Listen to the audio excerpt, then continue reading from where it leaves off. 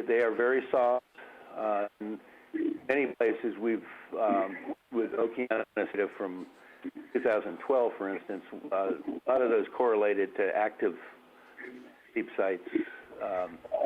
In some places, the sediment was so soft we couldn't even take a push core. And these are anomalies from 3D seismic volumes? Yes. Okay. Yes. That's exactly right. We've I did, but and very discreet, very often circular. In this case, it looks like it's associated with a depression. For instance, the mud volcanoes show up as circular, very low amplitude features,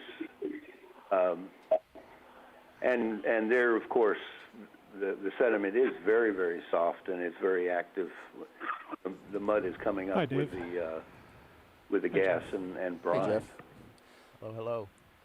I just want to update. We're about a third of the way through that move, so about 60 meters-ish left. I'm just remembering how to drive here.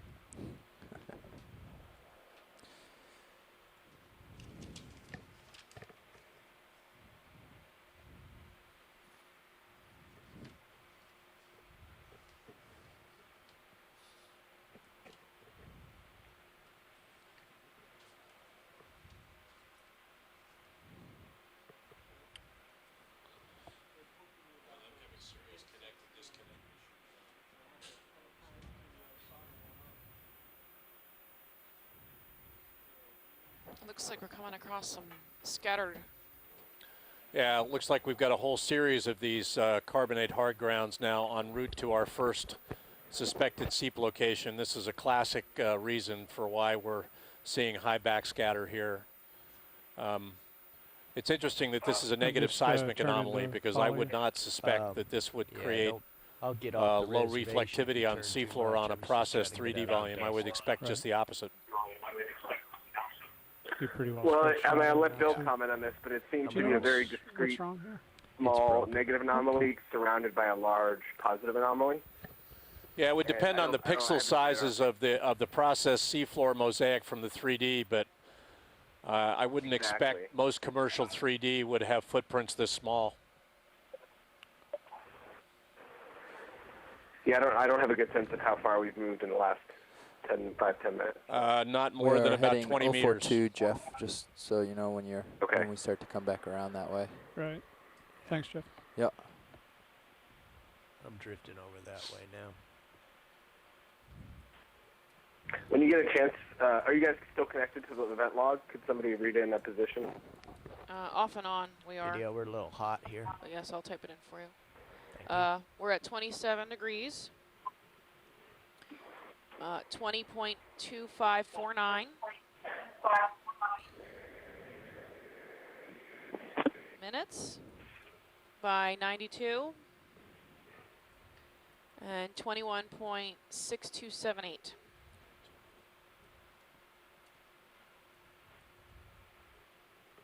I'm just gonna hang here and get a little tether. Whoops. No, I'm not.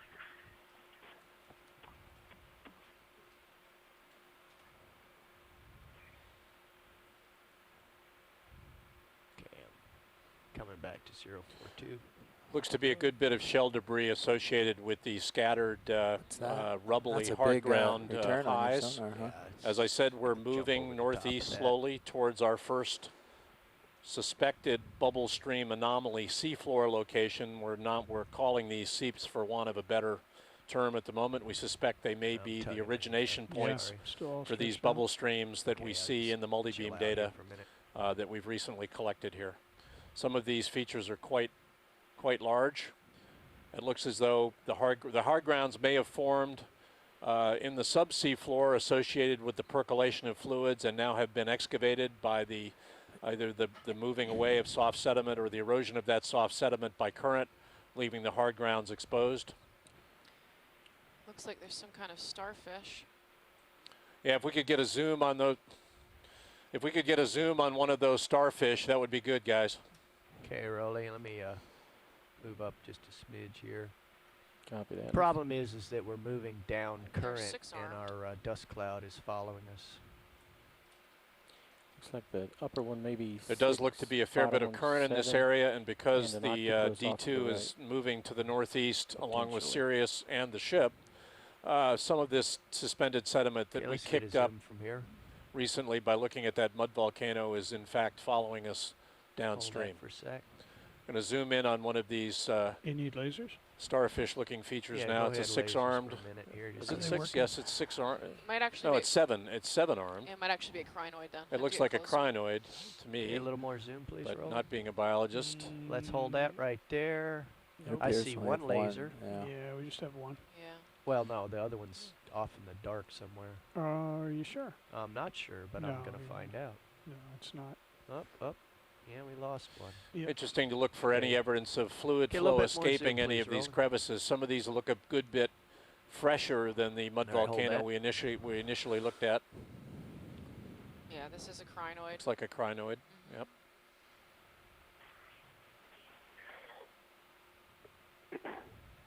Was there something below and to the right of the crinoid?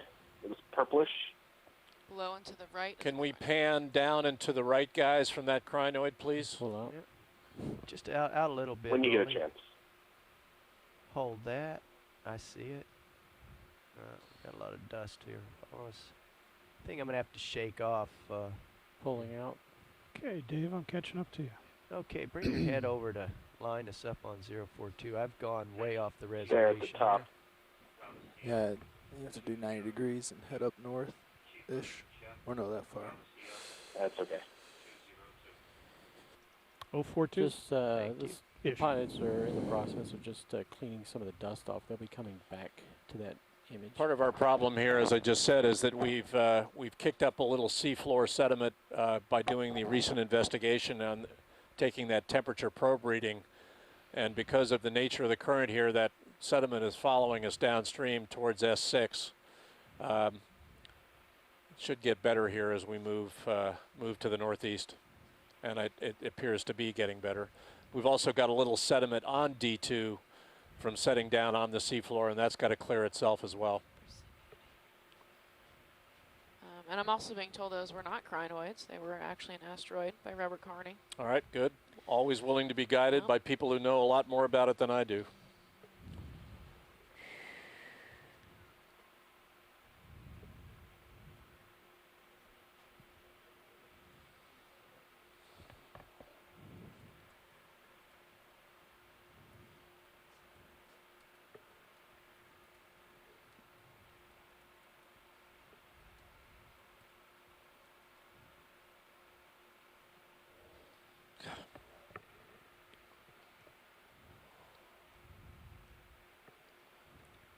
Range to target, Nav. I want to tell everybody that we are have intermittent connectivity with the event log here on the ship, so we're doing our best to give you what you need. If you need any information at all, water depth information, if we want to get Sirius locations, right over it, let we'll us have to add know. another 20 meters We're currently or at a something water onto this depth move, Why of don't you just go D2 ahead at and ask for that now so 967 we meters. don't, lose Well, any time slowing down. we'll see how much layback there is on, I guess. I don't know. We're not very deep. There shouldn't be much, right? Yeah, there shouldn't be much. Okay. Let me just double check that before I ask for it. Okay. Because we've traveled 80 meters, which means we have 20 so far, and Sirius is about 40 away right now. We're about 20 meters away from our first suspected seep location with D2, about 40 meters away with Sirius. We've had to move the ship northeast as we move the vehicles, and this always takes time. Reflection right there. Yeah, dead ahead. Let's see if I can rise up and have a Yeah, look and that's here. closer to 25. I'm going to tack on 15 meters to this move. Sounds good. Bridge, nav.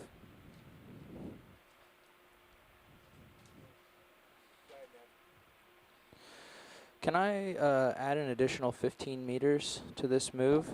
So that's 15 meters at a bearing of 042 at 0.2 knots.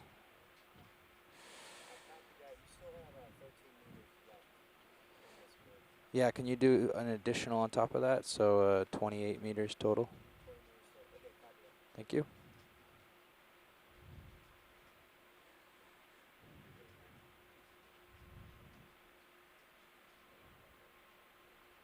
And keep your head constant, Jeff. I'm going to lateral over and have a look at this reflectivity. Okay.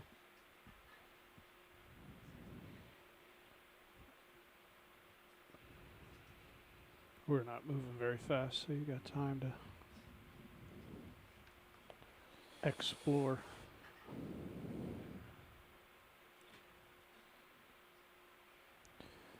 Yeah. Just right to there.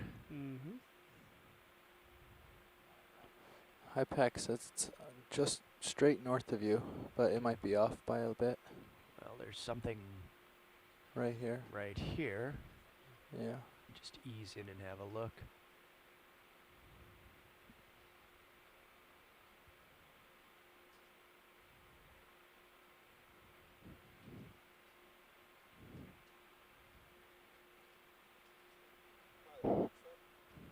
Yeah, Bobby?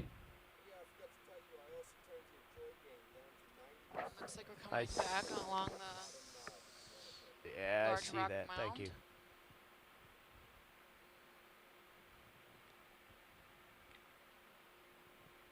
There we go.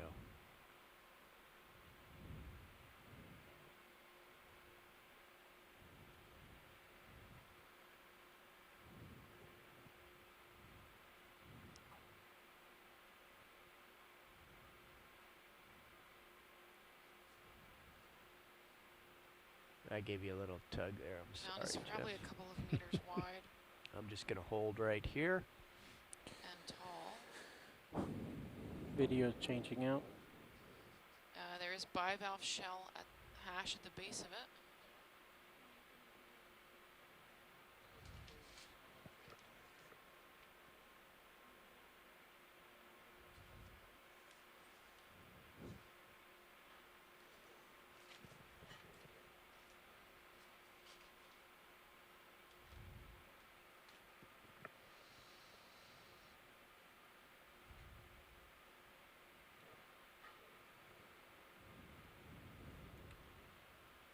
Looks like I'm very close to S6 here. Yeah.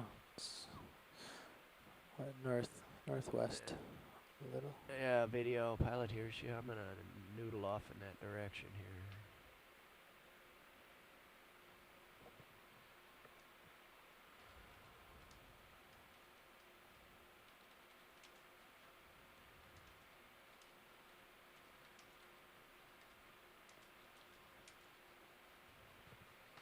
That was awfully close. That might have been what they were looking for. Yeah, could well have been, but Looks like surrounding our mound is soft, unconsolidated sediment with some try to get over there mild just to bioturbation.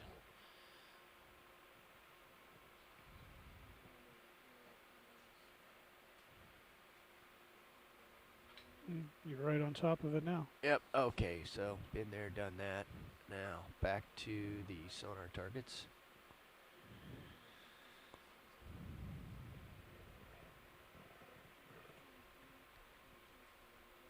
Yeah, here's the backscatter right here, coming into the scanning sonar.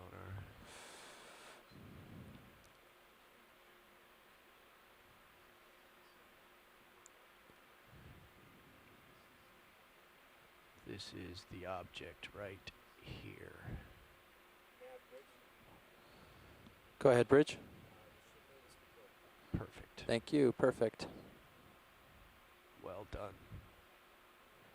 So this is my best guess as the object identified as S6. This has both relief and high reflectivity. There's a little bit of white staining up here. We'll move in a little bit here when I get stable.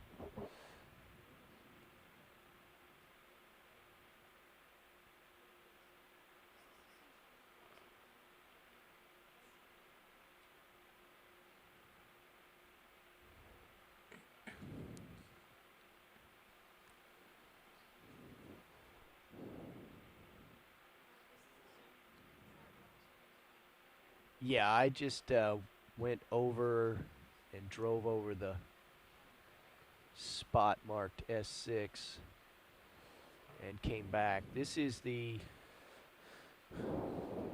biggest thing in the neighborhood, I believe. Okay, so this is the same pile of rocks we just transected over, which is at point S6, which is where we saw possible seep in multi-beam yesterday, last night. Science lead, do you want an official target here dropped? Yes, please target this.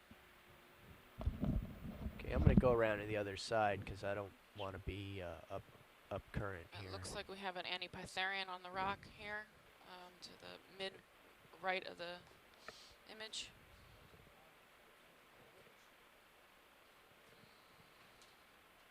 Pilot, if you could zoom on that purple C-fan right in the bottom right.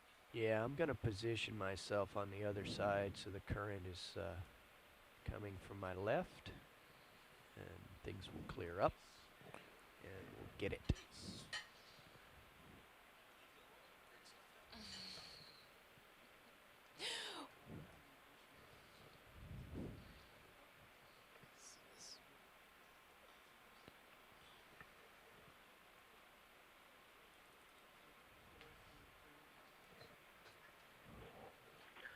You get a chance, it'd be great if we could zoom on that coral.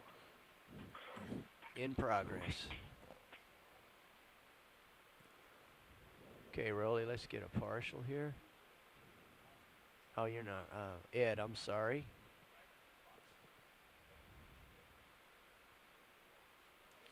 All right, hold there. Yeah, for a this is minute. Jamie. I'm back here now. I would stabilized. certainly agree with Carolyn. I think these types of hard grounds are certainly forming over hundreds to thousands of years. And that, of course, would depend a lot on the rate of flow bringing material up with which to form the precipitates. So the feature that we're looking at right now, I would think was certainly forming over thousands of years. Get a toe down here. Harry Roberts from LSU Video, you want to do a partial took zoom a on core up maybe in help out a little bit? Viascon 0906 of a Lophelia mound. It was all Lophelia from top to bottom. The Thanks, sir. basal Lophelia was around 225,000 years old, I believe. See the base of the mound itself. So obviously the core, the hard ground substrate that it was sitting on was older than that. So it's it can be hundreds of thousands of years. over there. Right, okay, thanks. There's a squid in the Sirius camera. It just passed by. For those of you just joining us, this is the first dive of leg 3 of Okeanos Explorer Expedition 1402 to the Gulf of Mexico. We're in a water depth here of about 950 meters. We are looking at what is now becoming a series of complex carbonate hard grounds.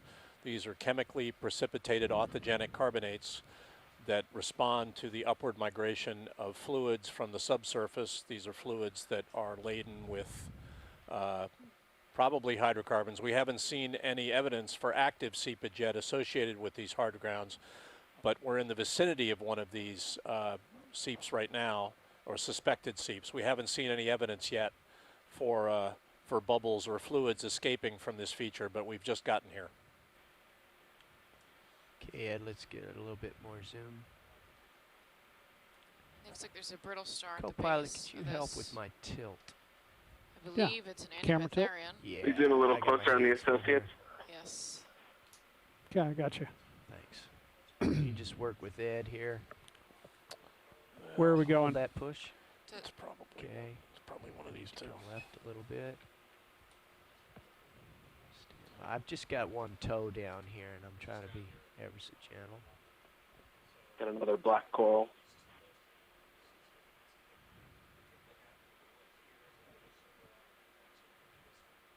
Okay, science, we're ready for direction on the video.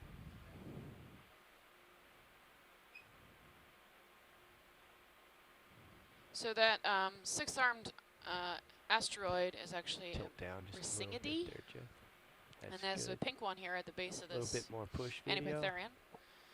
If I had to guess, I'd say Tanacetatipathes, but I'm not positive on that. It also looks like there's an ophiuroid hanging on one of the branches.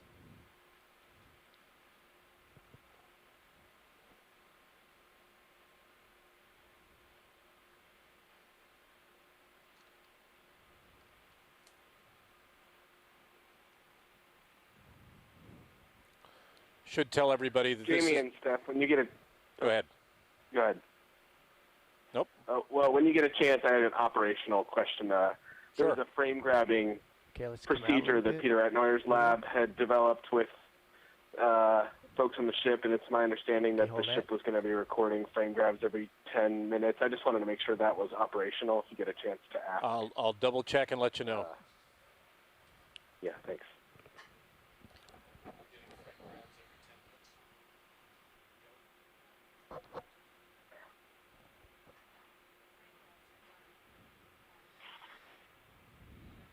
Not hearing anything from the back row, so pull full wide, please. There's a request in the chat room to put the lasers on as well. Thank you. Yeah, I'm working on that. Hang on one second. Hold that right there. Thank you, Jeff. You got it. Okay, I'm going to continue wandering here till I get a... Brian, in answer to your question, we are not getting frame grabs by time on a regular basis. All of the video obviously is being recorded. See that white and standing? if frame grabs are needed, we're getting them as we see interesting features or as one of you would like, but we are not doing it on a regular time interval. See that? Yeah, hold that. Okay. Coming down. Well, I guess this can be something for the discussion at the end of the day. Robert McGuinn, I don't know if you're listening, if you want to maybe call me and we can discuss it. It was our understanding that that was going to become standard operating procedure on the ship now during this cruise. Not according to Kelly and Brian, but this is certainly something we can discuss and talk about. Okay, and I will get with Robert and make sure that he's doing it on the land end then. You can see in this view from D2 the shelf-like nature of these hard grounds. It looks like it looks like a series of shingles that have collapsed. It's possible that that these form more or less horizontally, and then when this hard ground is exhumed, it looks like soft sediment has been removed from around it. That gravity takes over, and some of these shelves of hard ground actually begin to collapse and make it look like a more mounded feature. Some of this may also form in place, but this again looks somewhat circular, nowhere near as circular as the one we saw earlier today that had earlier in the dive that had more soft sediment associated with it. But those who know more about the nature of these hard grounds, how they're formed and how they look we can either at the surface of the seafloor can weigh in here. We can do kind of a loop around. Cirrus is hovering right over S6, so we can see if there's this is Bill Shedd at Tennis. Typically what we think, and Harry Roberts is the expert on this, I have but not been paying attention. we think that, this cement, the calcium carbonate cement preferentially will deposit in more porous and permeable sediments, and the less porous and permeable sediments will have fewer carbonates, so that when that mud is washed away by the currents, you'll see them, like you said, collapse and gravity takes over. Right. Typically, we would expect that the intervening sediment that's missing right now is probably less porous and permeable. Right. Great. And that's why you see it in shingles. Very often the sediment, well, most often sediment is deposited horizontally, and you get variability in the porosity and permeability. That's great. Thanks, Bill. That is the... Sometimes we'll see them where the burrows are infilled. Certainly have a lot of porosity and permeability in the burrows, and the sediment around the burrows will get washed away. So it's an open mesh system of very obvious burrows. They're casts of the burrows. That is a Chaseon crab we're looking at in the middle of the screen. Sorry to interrupt. All right, we're going to orbit around back the way we came.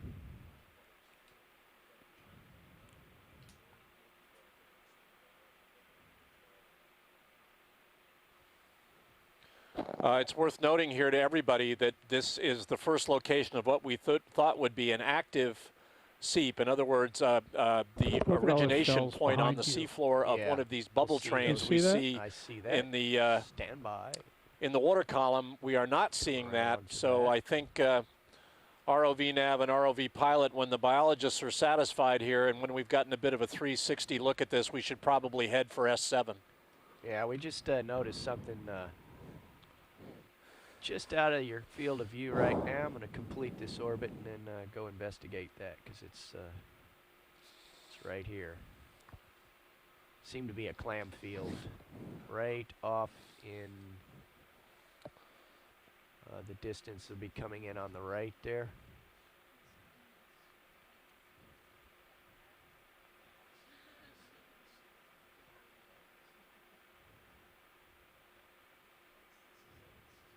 Is the still cam still firing away? Yeah. Okay. Just push right over the top. Thanks, of this, Ed. you know. And have a look here.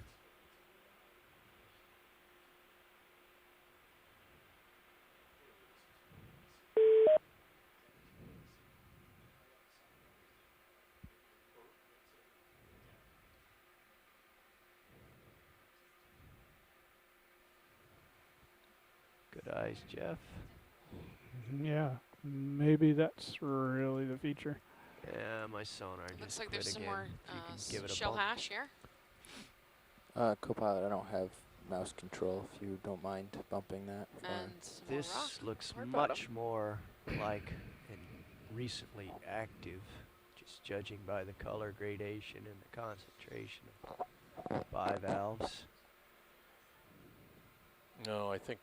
Oh, and live Oh, mussels. look at that. Yep. You got live ones there. Yeah, we've got a lot of live mussels on this one. We're going to want to pan up and just, we want to look for bubble trains here, guys. Yeah. So Does it far, look this like looks Cirrus the is largest stretching feature out a we've bit? seen Do you want me to today. move it closer? Yeah. Quite a community of live mussels here right in front of us now. We'll want to zoom on that. Move us 20 meters in the direction of S7, and it puts you right over in that direction. Show me 20 meters. There-ish. Yeah, maybe maybe not quite that far. Okay. Yeah. There also 15 appears to be a 15 's coral on beautiful. the upper right Yeah. of that rock that you might want to come back and zoom on. Is it? It looks like there might be a tube worm Yep, turn also off your tail lights. on the left side of that big. ROV Nav and Pilot, if we can get a zoom on that coral in the center right Todd of was your asking view to at see some the light point, that would be pattern on good. those. Yeah, we will. We're going to want to zoom on those mussels too. Yeah, let me get around. Bridge, Nav. I'd like to request a move, please. Well, if we have live mussels, we must have some Can I do gas. a move of 15 escape. meters at a Oh, dear. bearing of 090 at a speed of 0.2 of a knot? Larry Mayer shared an image from Indonesia. Thank you. It was about 200 meters deep. It was taken at noon. It was enough. At 200 meters, you still have some ambient light from the sun. Down here, you don't have any, of course. But what he showed was, with the ROV lights, you could not see any bubbles whatsoever. When they turned the lights off, you could clearly see very, very fine bubble streams coming up from the mussel beds. Essentially, at that depth, only blue light essentially have a blue filter. Well, I'm using HiPAC to give me that. True. So That's fascinating. So you. but we will take a close look at this mussel bed, this live mussel bed behind the near high here. We'll get a zoom on this coral dead in front of us, and then we'll swing around and look at these live mussels and get a close-up view. I'll hang here. I'm giving you a little bit of a hard time. I can see that. Well, I was going to say that possibly if there's any way to get some sort of a blue filter on the light, you might actually see some very, very fine bubbles coming out of this area from the mussel beds, especially. ROV Nav and Pilot, we're getting some input from the beach that that some of these bubbles are so fine that we might need some kind of a blue filter to see them, and I don't have any idea what we could do along those lines. Do you? Yeah, we've gotten pretty good at finding bubbles. A thought for the future. Using the lights from Sirius. Yeah, that's the other aspect, Bill, is that we Sirius sometimes gives us a view of the bubbles escaping the seafloor that we don't see close up with daylight lights from D2. So it's worth taking a look at the Sirius view as we go around this feature too. Yeah, that's interesting. Yeah. Science, I'm calling this feature another one of your official targets. Is that good? Yeah, that's fine. I think we ought to put a high pack target on all these big features. Okay, Ed, let's get a zoom on this coral here if we can.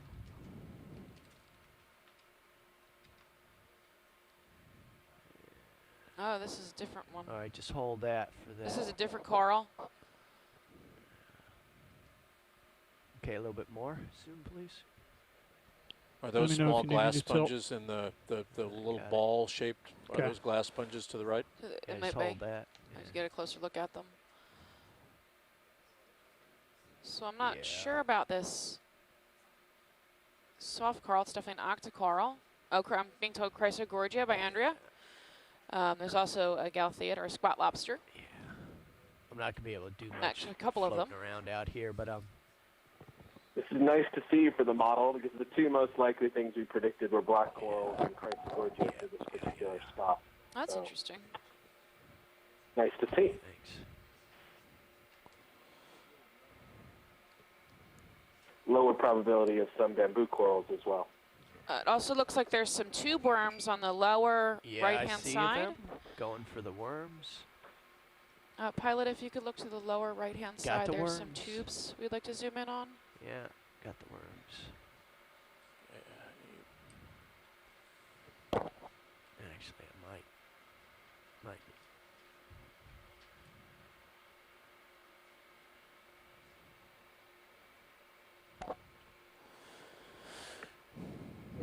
Co-pilot, how's that for the placement of Sirius?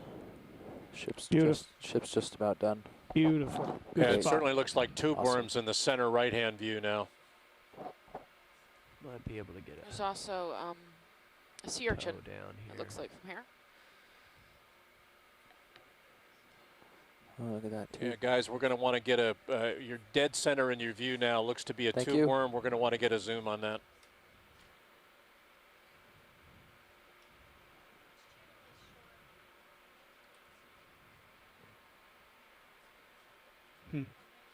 The camera on Sirius every now and then just jerks. Yeah. The rotator. Right. We've seen it on deck, and now we're seeing it underwater. Okay, Ed, let's get a half zoom and just hold it there. Yeah, let's just hold that. Yeah, I'm just having to float here and bobbling around a little bit.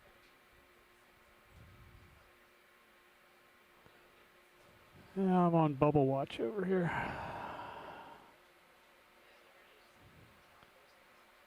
See if I can dial some Z-bias here. Just getting tuned up here.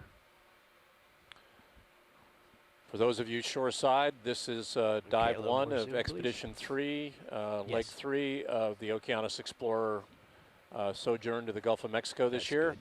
We're in about 950 meters of water, and we're looking at a series of orthogenic carbonate or carbonate precipitated hard grounds with encrusting biology. We're in the process of looking at a series of locations where we expect to see active gas escape at the seafloor, and certainly these hard grounds in the view that you're looking at are a product of that kind of fluid escape, although we're not seeing any evidence for active escape right now. This is the Okeanos Explorer. Good. We'll work with that for a minute.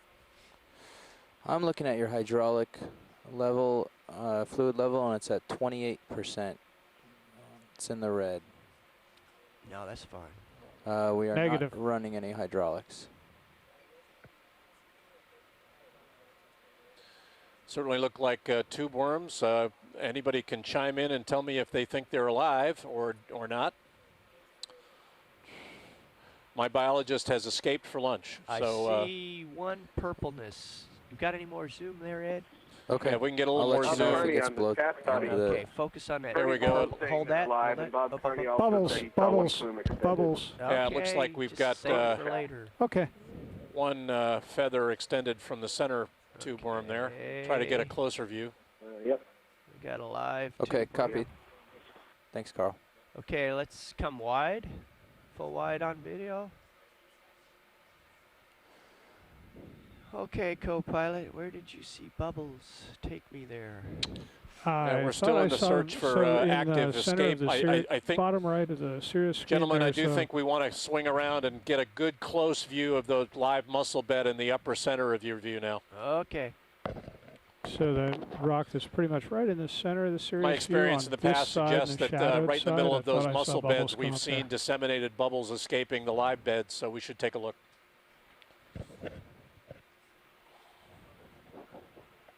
No, you should pull out a little bit now. Thanks. That's great. Yeah, we've drifted in a little closer since. Was that one? No.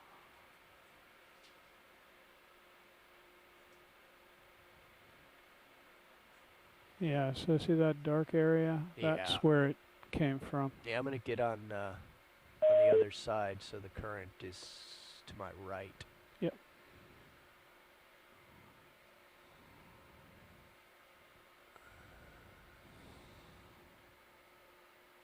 And I probably can get a toe down over here.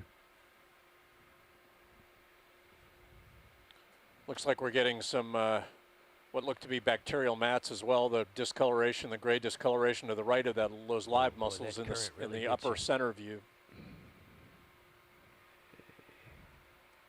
Is it on the nose right now?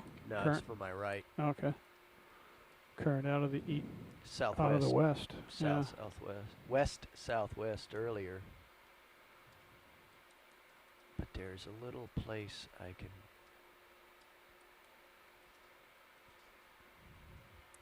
Okay, Ed Sirius can come in again.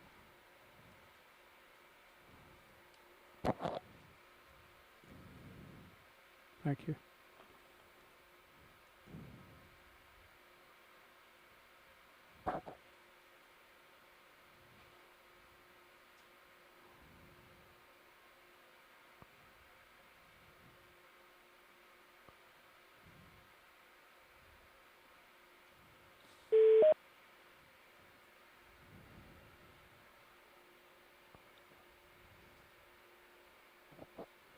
Bubbles escaping on the right. To the right, there, yeah.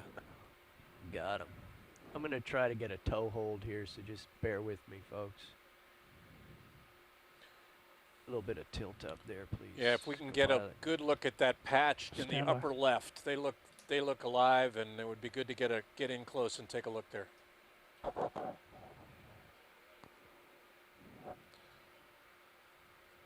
We are seeing bubbles escaping to the upper right-hand view. There's a continuous stream of bubbles in the upper right-hand view now. Okay. ROV sonar's out. That's Copy that. Right. We'll deal with that later. I have a multi-beam mapping specialist to the left of me that is ecstatic now because we are actually seeing bubbles escaping from the seafloor. She's vindicated. And we'll want to take a good look at the mussels to the left. We'll want to take a good look at the mussels to the left, gentlemen, and then zoom in on those bubbles to the center right. Okay. Pan left a little bit. It appears that there might be two bubble streams. One on the left is more active. One on the right is more episodic. Okay, we can start a little zoom there, Ed. Yeah, we'll take a look, Bill. I want to give people a chance to take a good close look at these mussels, and then we'll go bubble hunting. Have we dropped a high pack target here yet? Urchin dead center. I believe we've dropped a mark here. Yeah.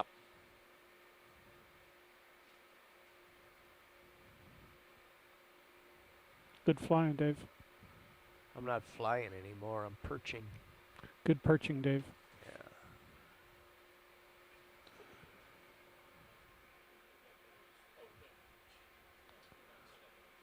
the thrusters say you're flying.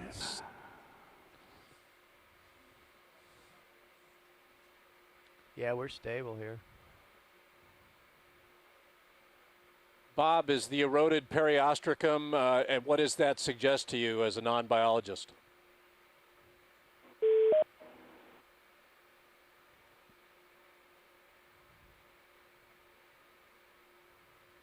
Okay, let's come out a little bit and I'll just look around. I see a little flea-like creature, upper left. Good view of how these organisms live in close proximity to each other. It's a seep tenement. I see It's a little bit how we live on the Okeanos Explorer.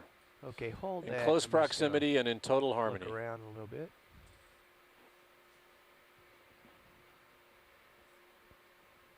I know that there are some sea urchins that are chemosynthetic.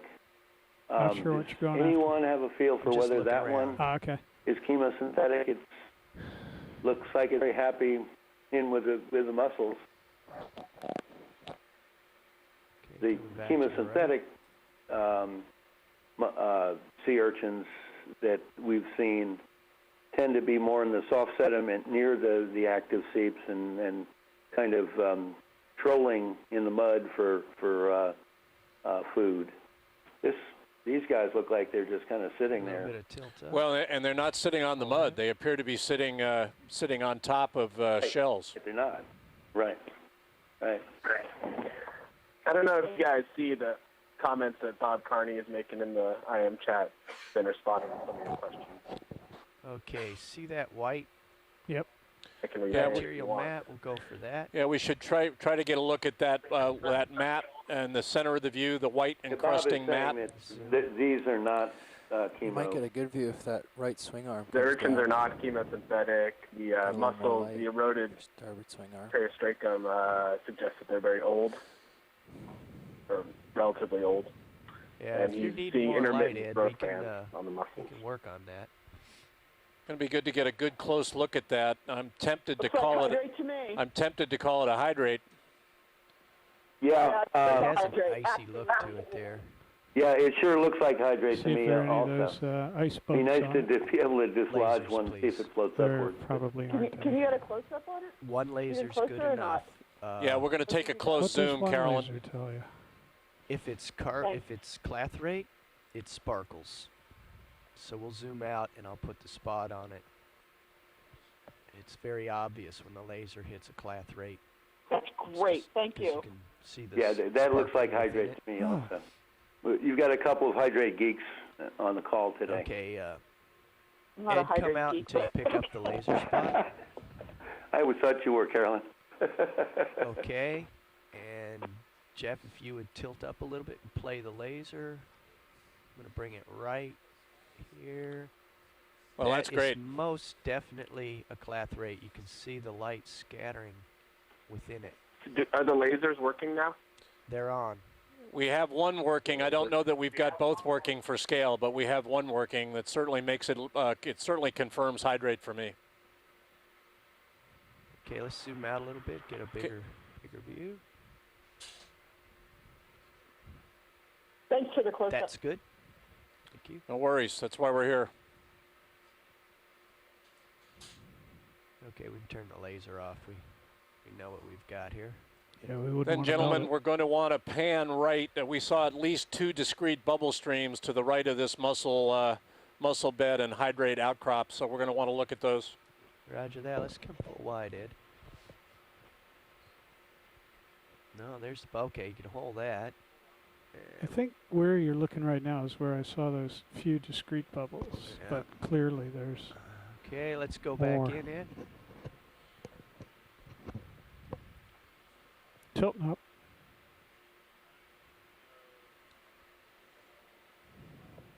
Yeah. We're just okay. Let's tilt down, go in. I see him. I see him. Okay.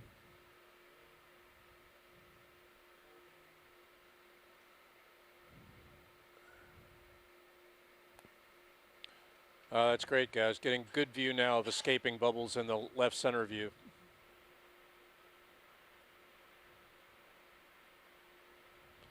A nice gastropod in the lower left. It's up to science. That's a pretty continuous stream for me. Okay, that's one of the two we saw. Right. Let's come back out, find the other.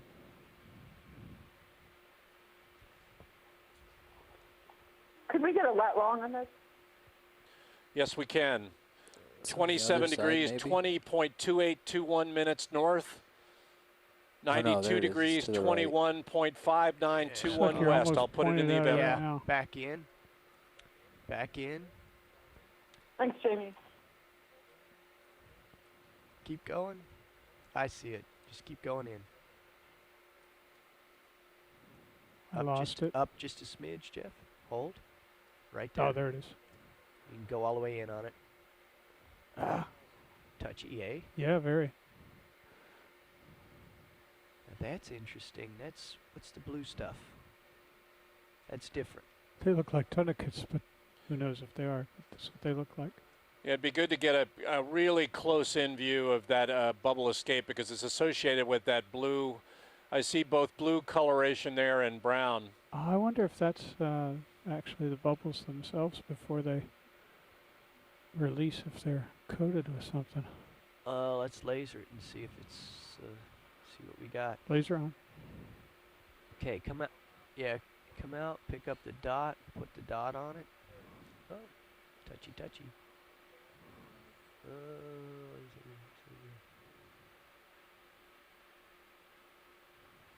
It's not a clathrate. I don't know.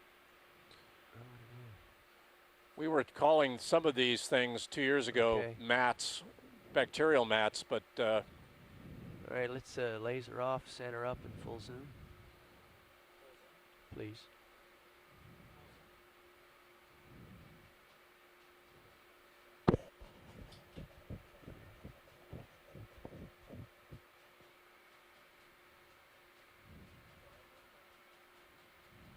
Oh, yeah. Go ahead.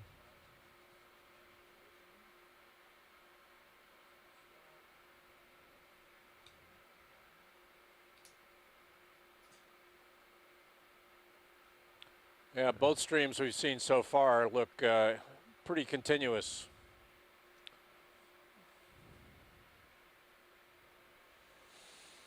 Two years ago, we were doing experiments inverting a cylinder over these and trying to get a feeling for volume.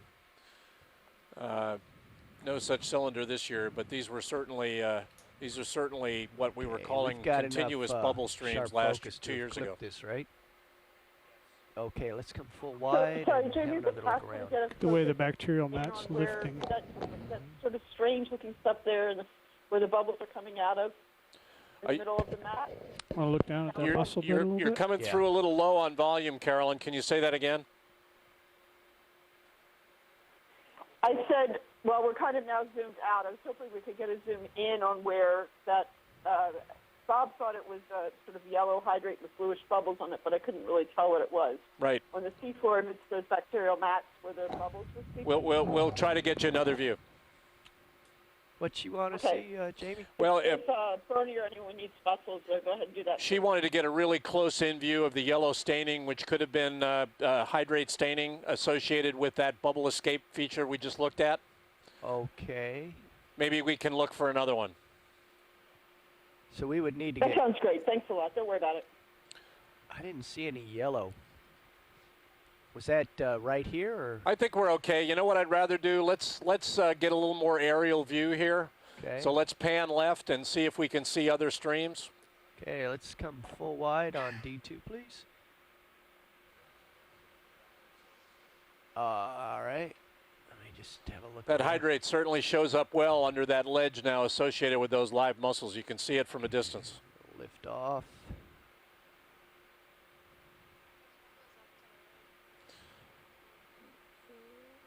Yeah, I think we've got more.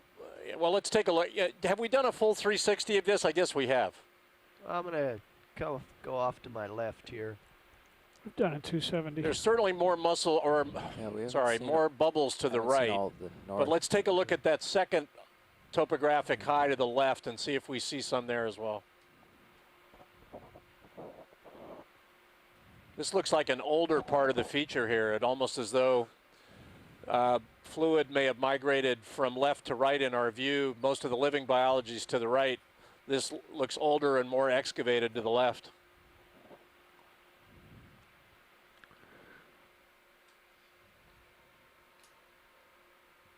Here's something for Steph.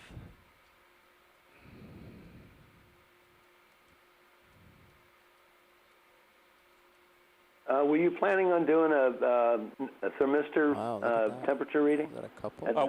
We could. Bill, do you want one near one of the bubble streams?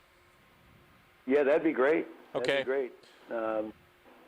Before we leave, Nav, we're going to want to do another thermistor reading near one of those bubble escape streams. Okay. Yeah, that's it's a date. Let's get a zoom. Huh.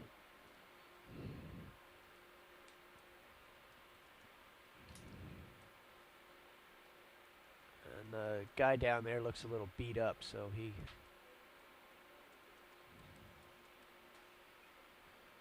Okay, full wide, please.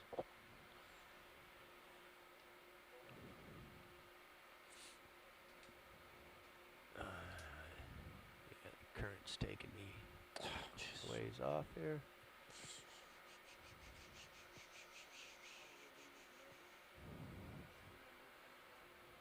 Starting to tug you a little bit, eh, Jeff? Yeah, surprised. I thought we were closer, but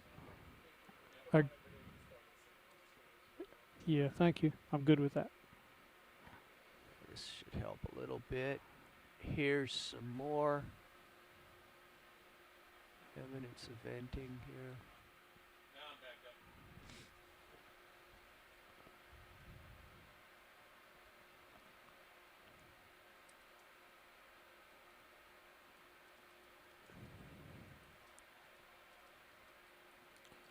Yeah.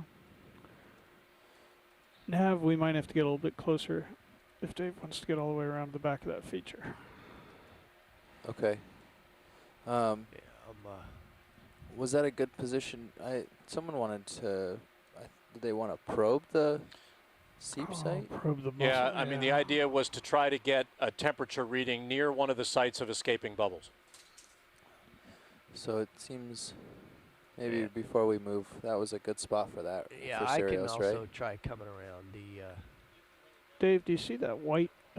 It's just at your 11 o'clock. You mean the thing right there? Yeah, just turn to your left a little bit. That's it there on the seafloor.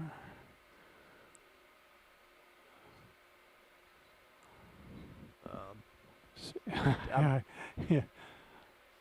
I see what you're saying. See that white spot? Yeah, I see the white spot. Okay. But I need to... Is that flare from we need to move a swing arm or something? Yeah, there's something going on with the lights there. Right. There it is. Yeah. Okay. You know...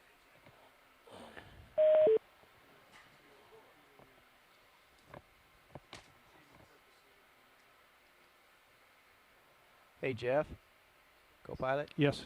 Just turn tail. Give me a little bit of tether here, and I'll get a quick look at this. Stand by.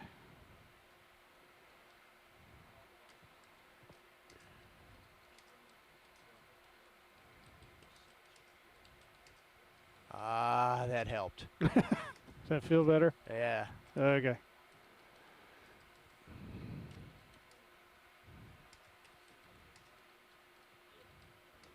Should be able to get you on this camera if I knew how to do that.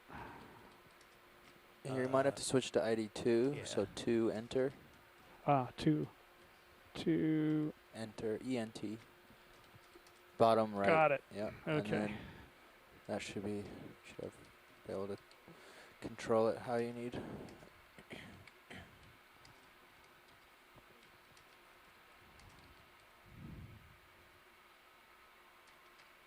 Have not seen any bubbles, but this up, there they go. Sweet. But I'm gonna have to go. But mark a target here. I got the target. Yep. Small seep in sediment floor, and I must go.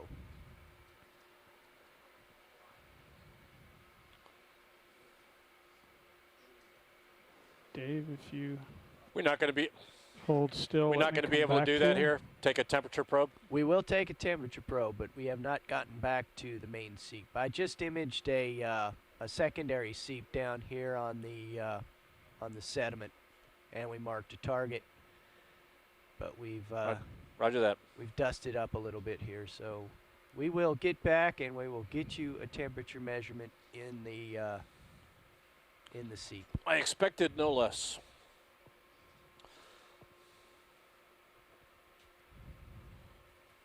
Can I turn back towards you? Yeah. Or oh no, you've got your tail now. You come back into the feature and then I'll turn.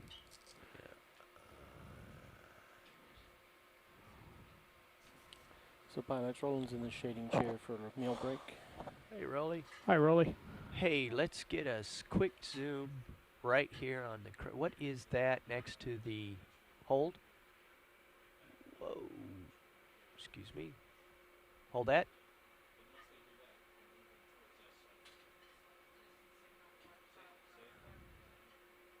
That's a partial.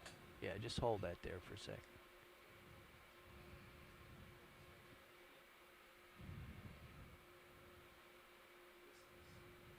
It looks like we have a mating pair chasing on top of this rock.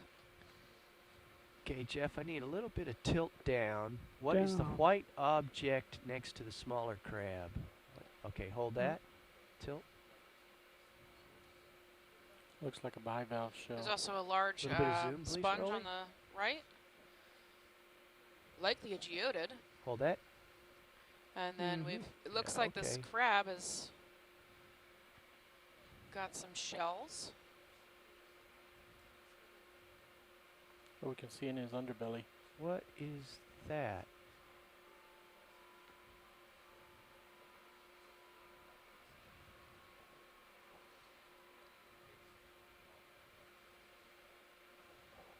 Steph, what's that underneath the small one there? It looks like a half a bivalve shell to me. Directly under him, I think, is his body. No, directly under. Directly under him. Can we zoom in on that? Yeah, a little bit more, Rolly. Just a smidge. Hold that, please. Yeah. Oh, yeah. Oh no, I'm sorry. That's his plastron open. That's unusual. I haven't seen that before. Yeah. That actually means that that is probably not a live crab. That's probably a molt. Ah, okay. Okay, full wide, please, Rolly. That is actually usually glued, unless it's a squat lobster. It's glued to the underside. Yeah, that didn't look normal. Yeah. So the fact that he's flopping around up and down, not really paying attention to you, is probably because he's not alive. Can we extrapolate and say it might have lost a battle there? I'm not sure. It looks like these two are mating. Right. So I'm not really sure if they're the same crab or a different crab or. Yeah. It looks fairly new. The molt looks fairly new. Ah, right. Oh, molt rather than just dead. Yes, it's a molt. Okay. All right. Oh, here I'm being told by Robert that the male holds the female until she sheds. So that is her molt. That's interesting.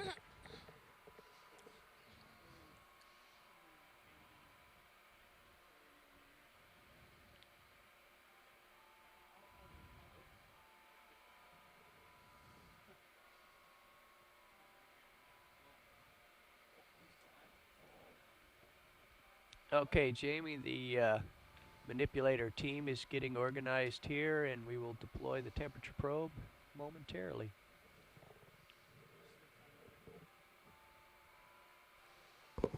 Are we still active on what?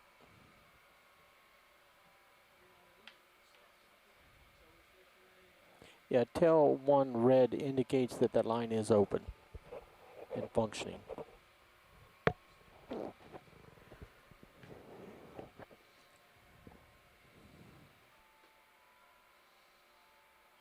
Looks like we have a deposit of bivalve shells. Josh. Mostly hey, Dave. Happy to see halves. you. We're going to do There's some... another Chasian crab. Center of the screen. Gonna do some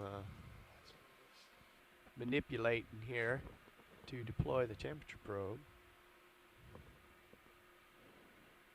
I'll let you get settled in here. Actually, who's my relief?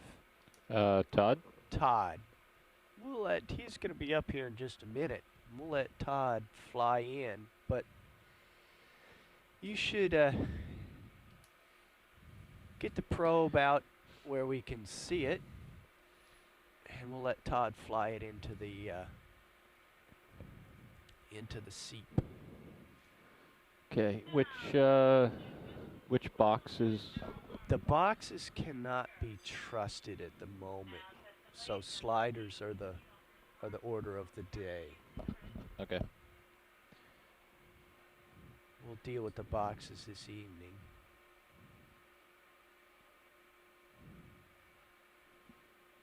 Where is my camera? Probably got switched over to Sirius. You need to switch back to... That's... ID1 is D2, so 1 enter will get you in control of D2. ROV video's hot. There you go. Oh. Here's the bubbles.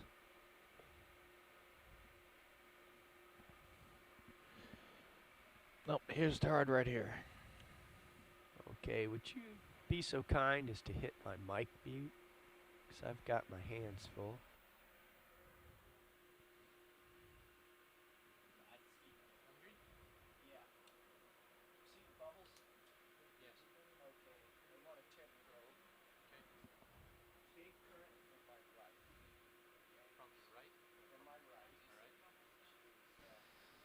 I see some bubbles here in the very center of the screen. I think we're going to try and zoom in on them.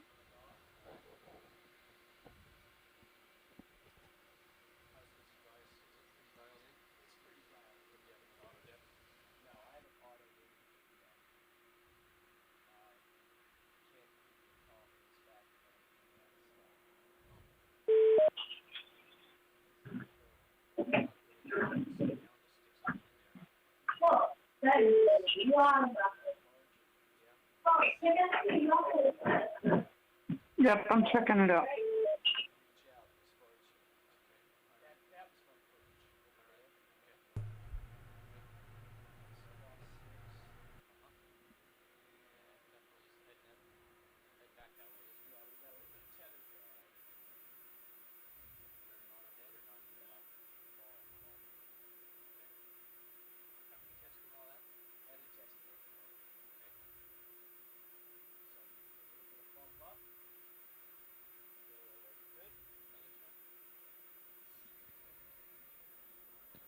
Hey, video? Can we zoom out a bit on Sirius, please? Just so I get an idea of what my range is visually. Okay, excellent. Thank you.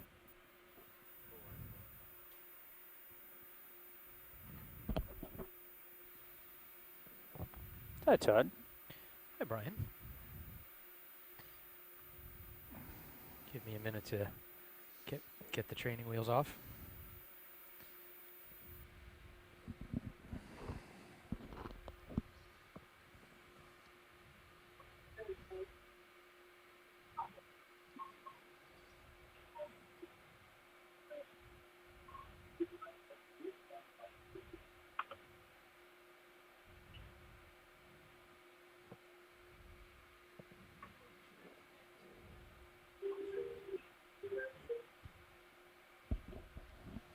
I'm sorry to disturb you guys. Were we trying to get to that bubble stream? I just got back from lunch and I'm a little lost.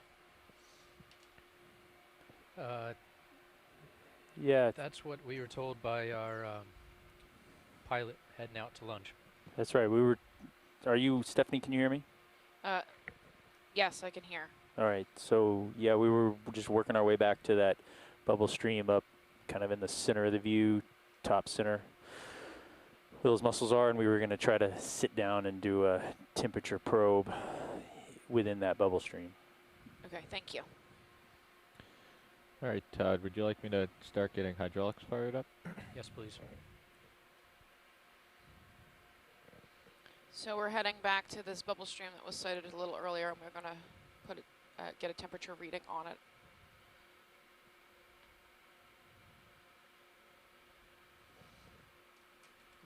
Without setting down, it's going to be very hard to stay stable for sticking it. Right. Yeah, I didn't catch that part. Are you gonna try to perch on something, or? Well, that's where I was going with that. Yeah. Do we want to? And are we allowed to? That's a question for our watch leaders, I think.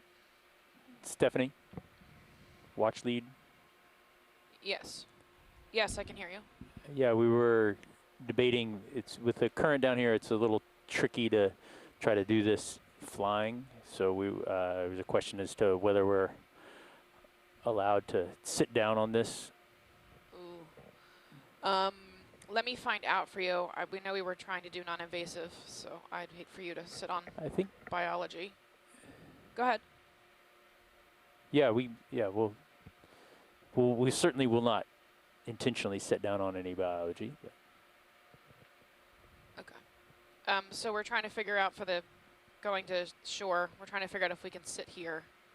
Let me just check on that for you guys. We definitely wanted to try to image the bubbles. Where exactly are the bubbles coming from?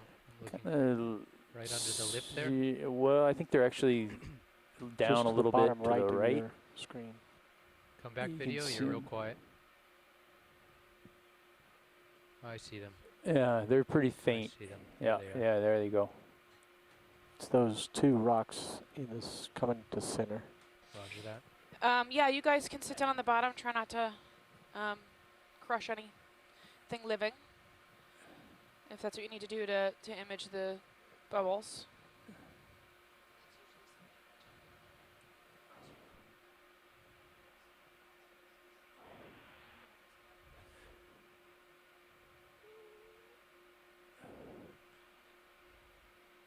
There's a lot of current.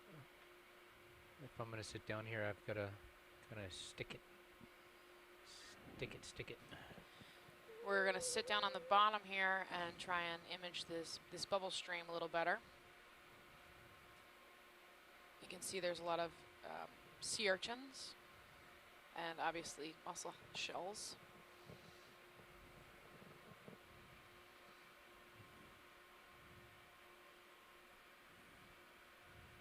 Let me get you so we can position the arm out there. Just up a little and then back down. I'm going to come down a little bit. Roger. Delta right now is what, 17? Yeah. Yeah. So we'll get a little less tug on you. Okay. Do you think you can reach up? Or get in there a little further? It's hard to tell.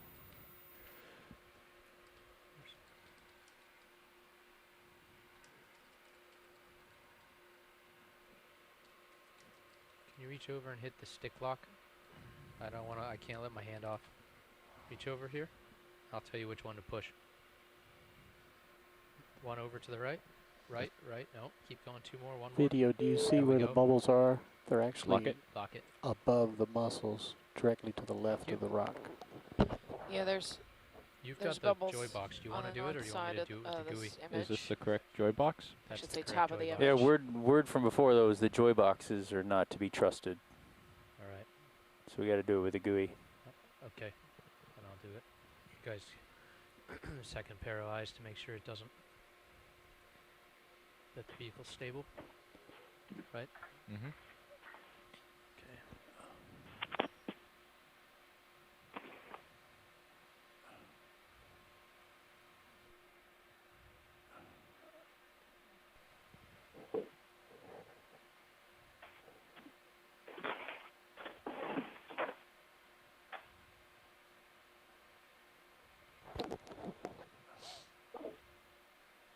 There's a small shrimp too on the middle of the screen.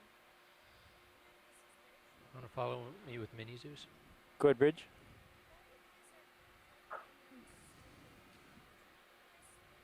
With the bubble cam or with mini zoos? Follow me with mini zoos. I'll do on bubble. the temperature probe at the moment.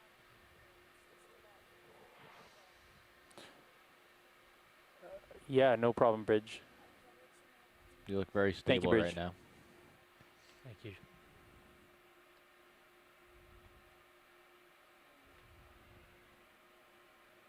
You can follow it with this guy too if you have both hands available.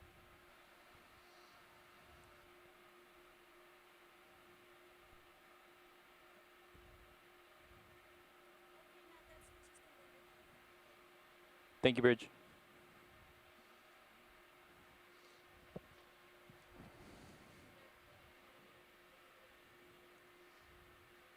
Yeah, we'll do watch lead. You're talking about the temperature probe, correct? Not the... Yeah, okay.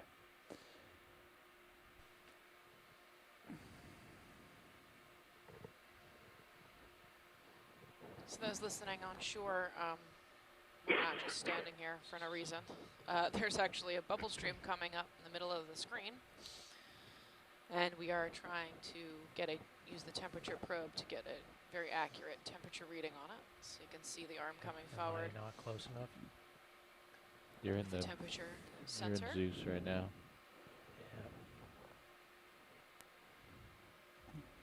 So Josh, is you have probe 1 and probe 2 on here? Yes, probe 1 is the manipulator and it's in red.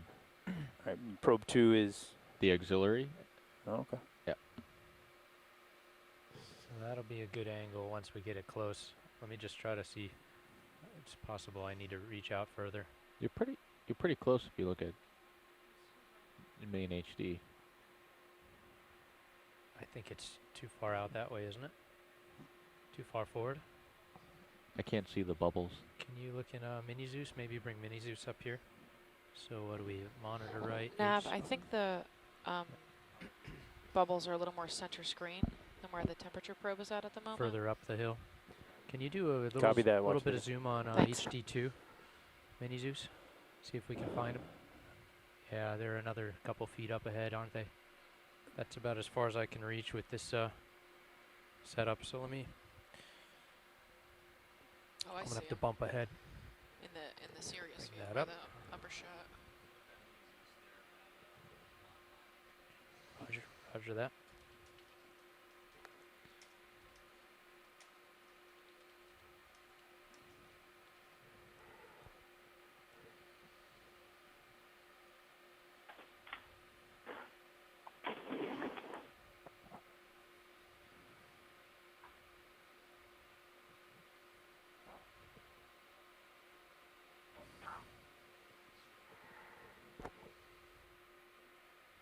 Okay, I'll try to park that.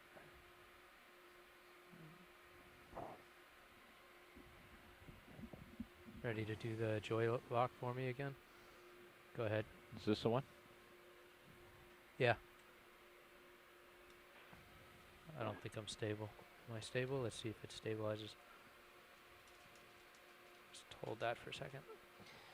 Just for an update, we were trying to get a temperature probe over this small bubble stream that's right in front of us.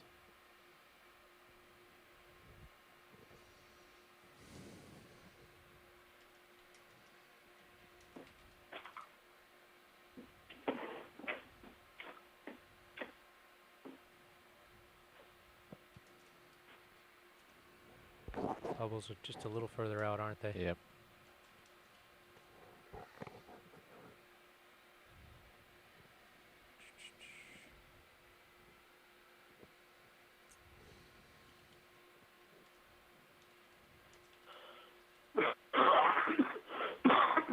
Not gonna get there from here.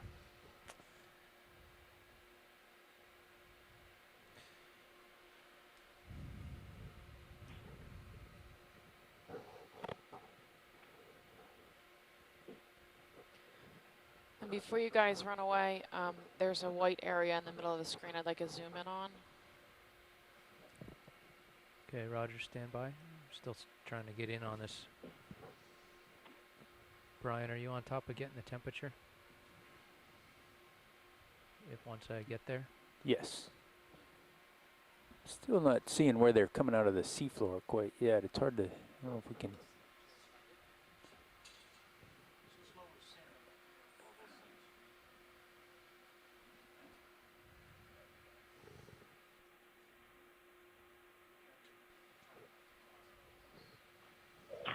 So Stephanie, I'm sorry, this is Carolyn. Did you guys get the, you're still trying to get the temperature measurement? Yeah, we're still in the middle of getting this temperature measurement. It's really hard to tell exactly where this bubble stream is coming out of. And then they had to sit down, and I can barely see it. Yeah. I might recommend we do it with the HD camera, then go with the probe. Go you were saying you can barely hear it? I see it. HD1.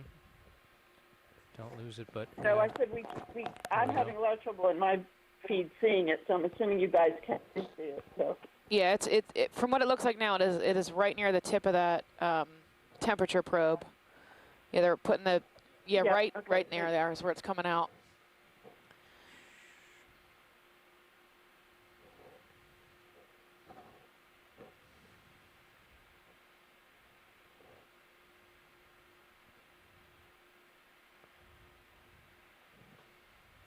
Do you want to change feed 2 to be HD2?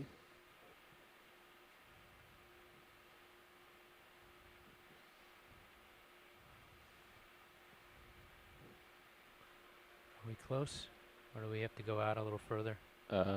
Look at the pilot cam. I got you zoomed way in. Wow.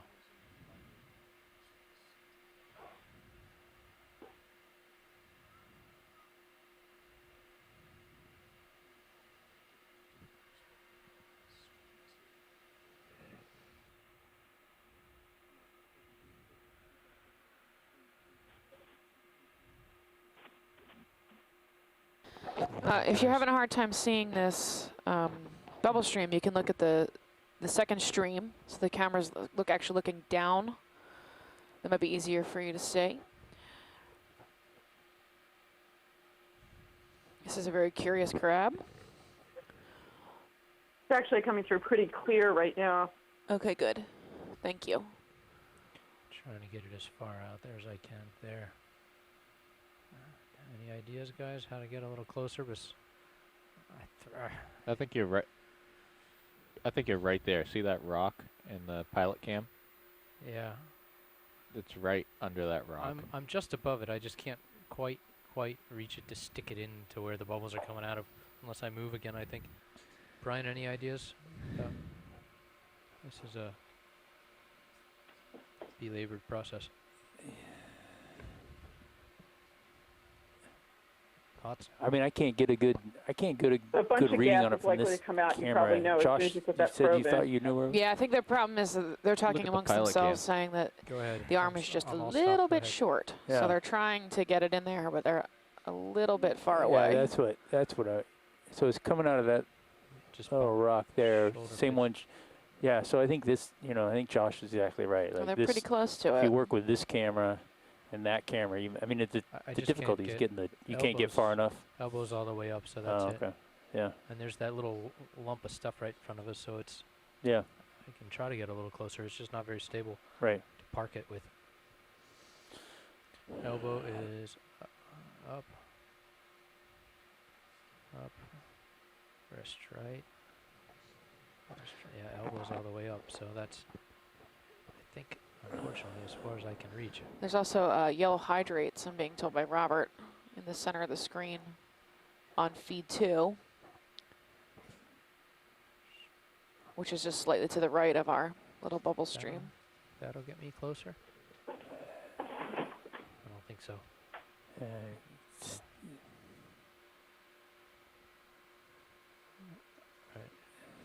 If you want it, I got to pick up again. Yeah, I think to move on top of it, you're going to have to move the vehicle. Zoom wide, please, both HDs.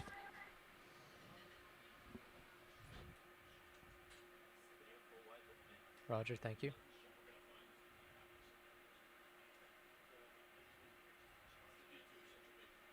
This is a...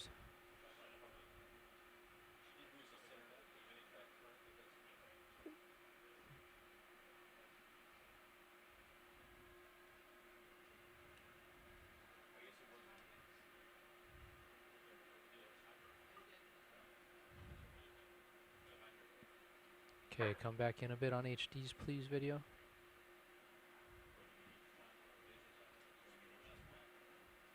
Roger, hold that.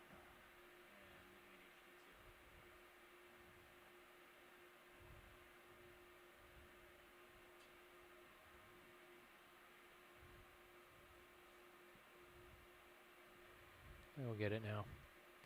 Make sure your patience controls are just a little clunky. Great, so it looks like he's pretty close to taking a temperature. So you can see on pilot cam, you're like right there. Thank you. So I'll stick it down there, and then I'll just...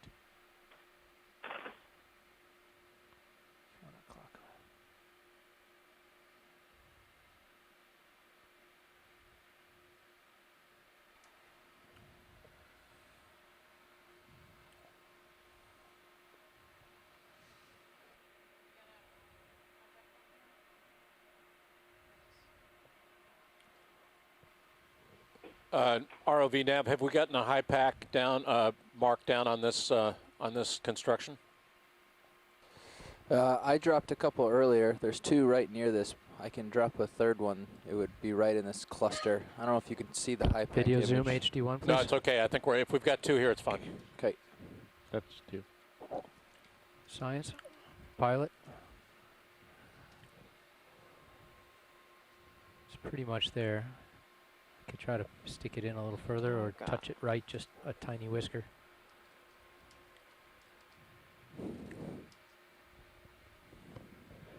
Science pilot. Yep. What do you think? What have we got for a temperature? Jeff, that's you. Yeah, I'm just trying to get squared away on which one is which. That position is fine. I have 5.15 degrees Celsius and 5.2. Probe 1. 5.1. Probe 1 is that one? Yes. All right, that one's 5.2, 5.18, 5.22. It's in that range. Those are the three last readings. That's great. And then we'll want to get another temperature as we leave here and go to our next site. So. Okay, video full wide, please. Right. No, we need to get those boxes working, huh? It's probe 1. Yes, we do. All right, Roger. I'm going to go back to HD. Can you follow me, please, on pilot cams? Bubble would. Yeah, yep. I got you. All right. Thanks. The temperature was 5.15 to 5.22 degrees Celsius from that probe. I'm sorry, yes, degrees Celsius from that probe. It's about ambient temperature. So yeah, the temperature of the surrounding water column is almost exactly the same, to within the sensitivity of the probe, which is probably on the order of several hundredths of a degree centigrade. Well, if everybody is happy here, I would propose that we move on to our next SEEP site, which is S7. Sonar screen is with the sleep again. Who's talking? And hearing no substantive objections, ROV nav, when you guys are squared away, we can head to S7. Copy that. You go back there, Josh? I need that view, man. Thanks. Back.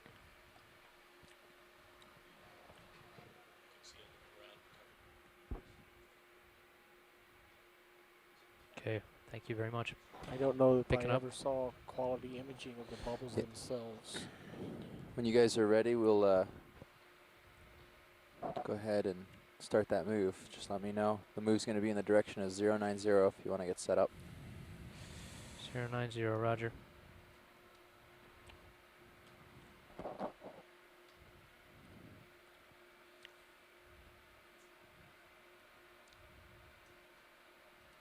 What's the flare in the T2 HD? That's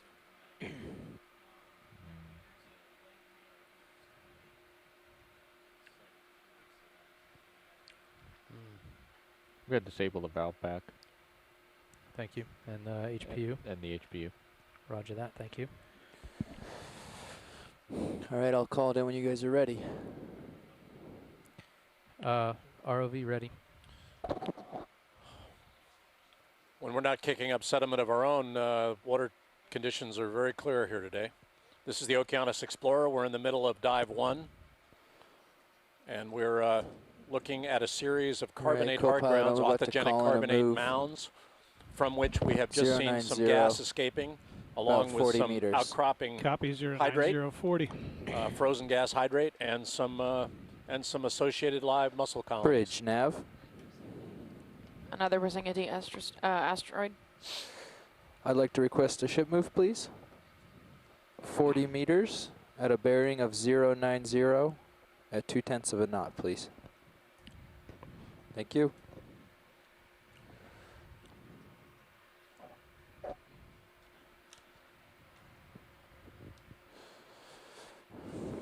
Playing with my Z-bias here. We got a fair amount of current to the west. To the west or from the west? To the west. It's interesting. Thought it was from the west-southwest. Yeah, I remember was saying it was from the west before. It's shifted on you. An eddy or something. Well, give me a minute. Maybe I'm... You're kind of stretched out there. Maybe tether's pulling on you. Yeah, just playing with the autos for a minute to see how stable we are. So the verts are down from 80% down to... 80? Isn't that what they were in the beginning? Of the dive? Yeah. No. Just on the transit down here. They were at about 40%. 40%. 40%. 800 right. RPM. Sorry. Yeah.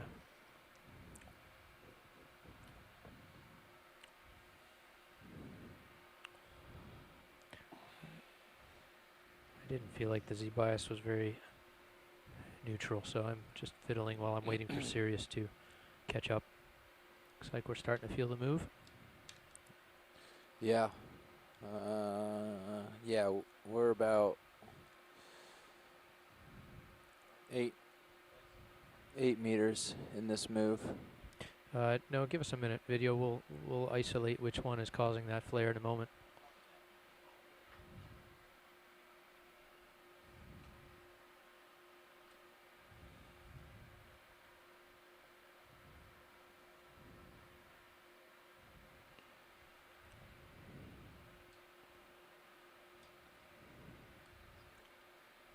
Just to note, pilot, co-pilot, the ship's trending more towards 108 for a bearing in this move. I don't know if they have a little current or something, but it's...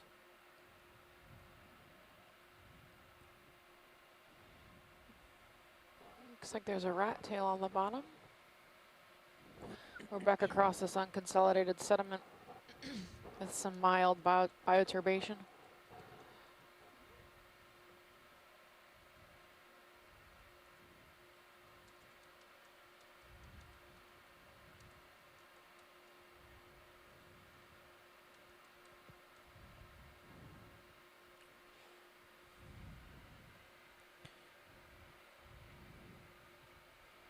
What are you doing, co-pilot? You comfortable? I'm starting to catch up to you now. Roger. Yeah. Okay. We're gonna figure out which set of lights is causing that. I think it's probably your swing arm. We did play with that a little. Which one? Port swing arm. Look. Got a very good view now of D2 crossing this relatively flat sedimented seafloor from Sirius. See it with that one, huh?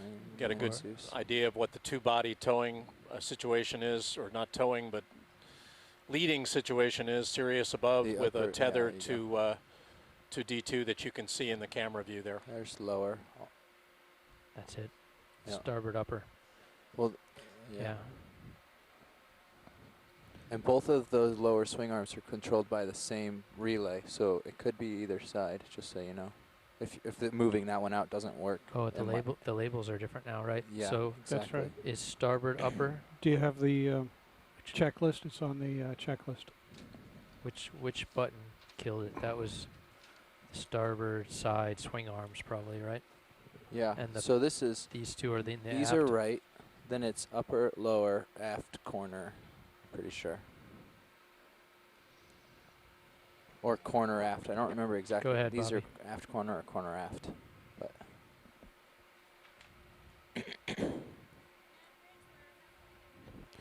thank you, Bridge.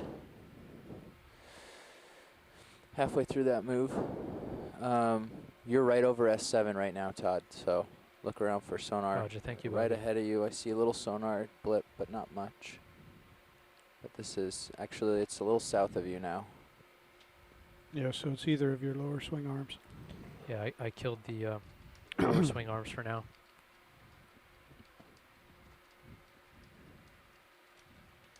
We're in this flat terrain. They're not doing much for us. Yeah, there's a little hit right 20, 30 meters off. Good workshop. Something like that. Roger that. I'm going to head right 5 degrees or so, and then it should be right in front of us. Oh, okay. Thanks, Bobby. We'll take a look at it. So you're right over the mark S7. Starboard lower. Okay. I think we're about 20 meters away from, oh, if that, we should be almost right on top of it at this point. Yeah, look around yeah, there, I think Todd. T2, You're right on top T2 is of, very close to what we S7. were calling S7, Seep 7 to start this dive. Still looking around for evidence of hard grounds at the seafloor. We do have something out in front of us, essentially due north, not very far, about 10 meters. That's due east. Or due east, sorry. Yep. 10 meters.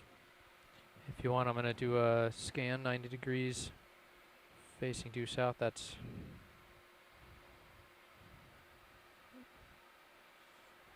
do a sector scan.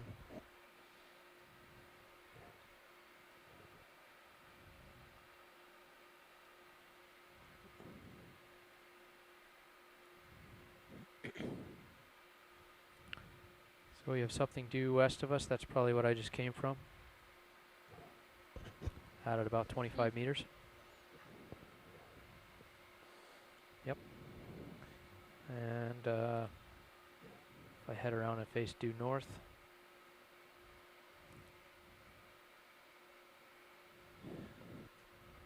We've got Dave back coming to take over. I'm going to put it on mute and pass it over.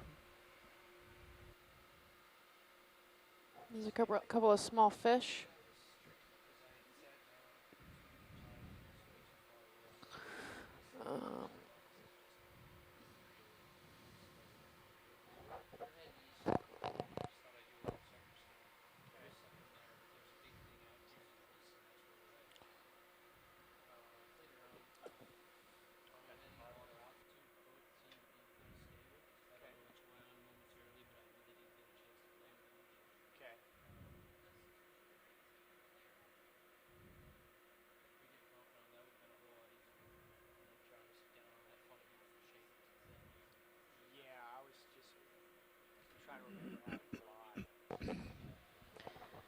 Nav, can you scoot your high pack over slightly to the right, excuse me, so I can see the Latin long?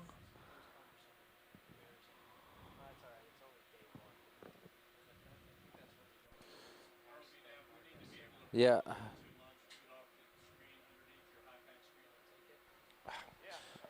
ROV, yeah. Yeah, you need the whole window moved? No. Yeah, the whole window so that I can see lat lawn. Right there is good. Okay, I'm just going to shrink up the screen so we still have the full. No worries.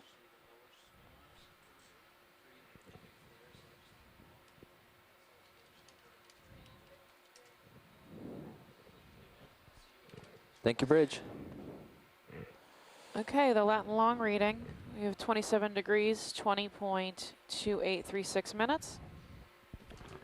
North by 92. I see it. 21.5659. Let's go get some bubbles. West.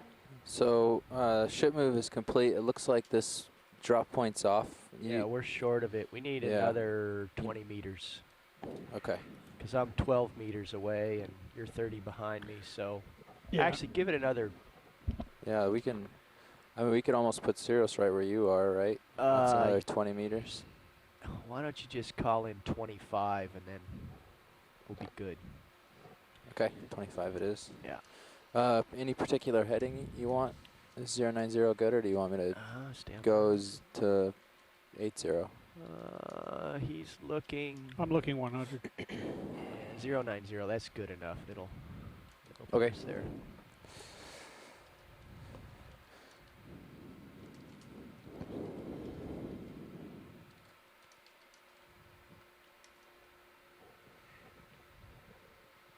Well, it looks like we're coming across some hard bottom in front of us. Bridge, nav. Yeah, I agree with you. And that's probably what we're calling S7 or something close to it. I can hear that. All right, another ship move, please. I'm going to go 25 meters at a bearing of 090 at 0.2 of a knot. Thank you. What's up? Looked like you would need me. All right, called it in. Okay.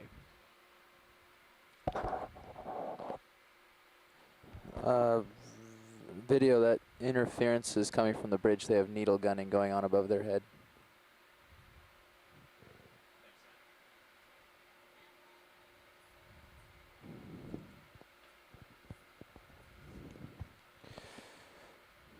Shouldn't affect us as long as the axis is over the A-frame. Thank you.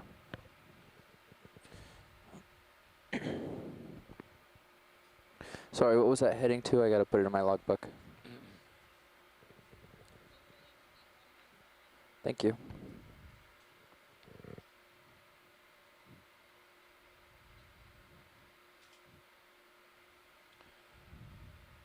Everyone out there, this is the Okeanos Explorer, NOAA's ship of exploration. We welcome all of you with us today. This is the first dive of Expedition 3 of the 1402 series of expeditions that the Okeanos is running here in the Gulf of Mexico.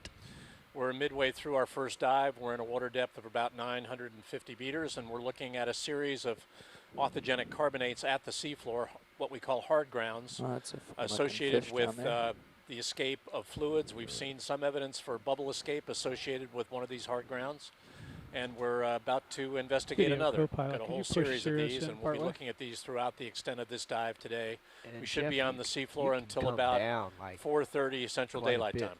Okay. I'm sitting at about Correct 20, that. About 4 o'clock Central Daylight Time, we'll come off the seafloor. Drop it. And be back at the surface about, you got about 16:30 Central Daylight Time. Thank you.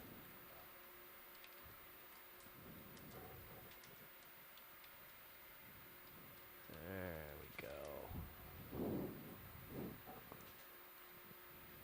That's probably good right there. Just keep an eye on the tether. Yep.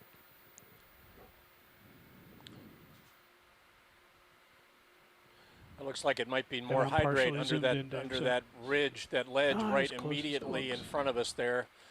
When we get situated, guys, we're going to want to take a look at under that big overhang right in front of us.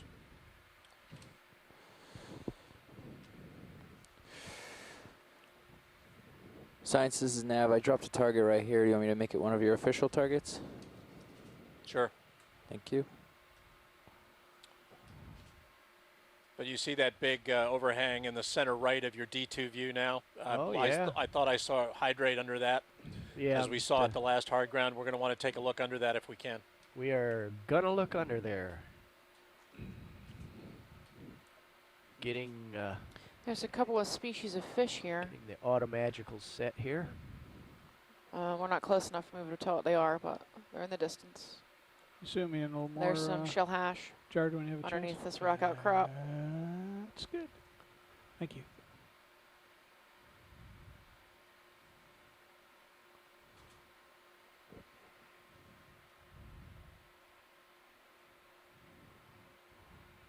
There's also a few scattered tube worms.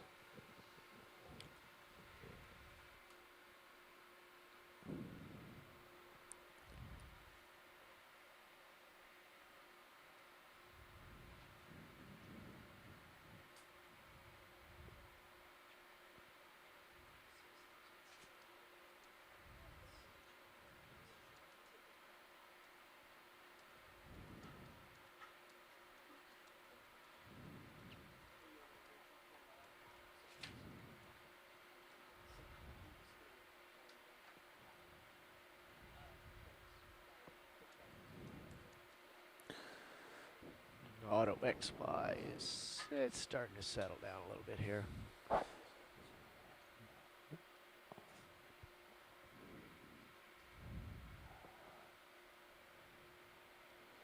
Try not to stir things up this time. Starting to see lots of fresh carbonate here. Looks like there might be some of that yellow sponge again.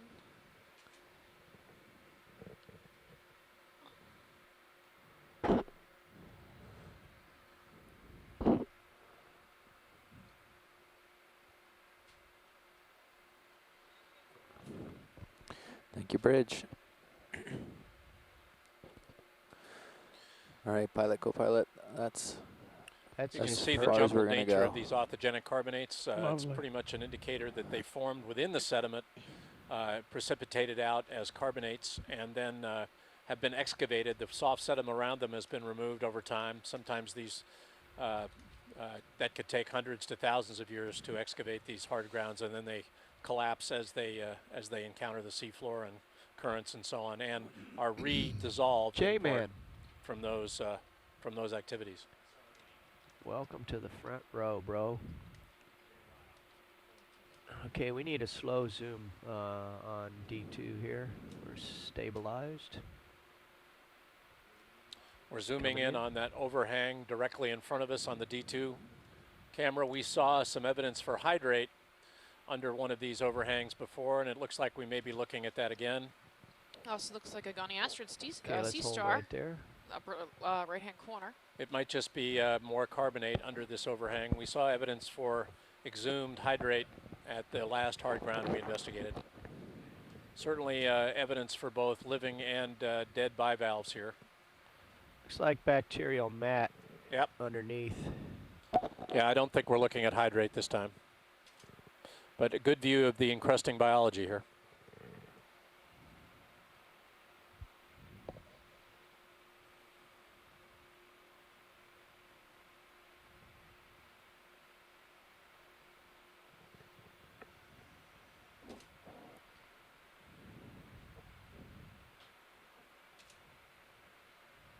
If you could zoom in on that sea star right to your left, that would be okay.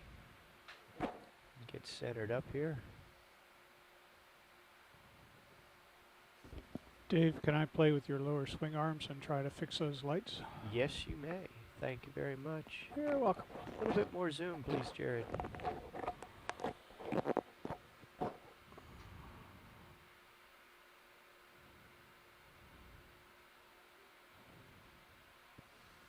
Hold that. Beautiful pilots, thank you. That is definitely Goniastrid of some type, or what they call a biscuit star. And are those white encrusting, are those bryozoa, are those sponges, the small white encrusting organisms around the starfish? It's hard to tell, but it looks like a sponge to me. Let's come back out a little bit, Jared. We saw that on the last outcrop as well.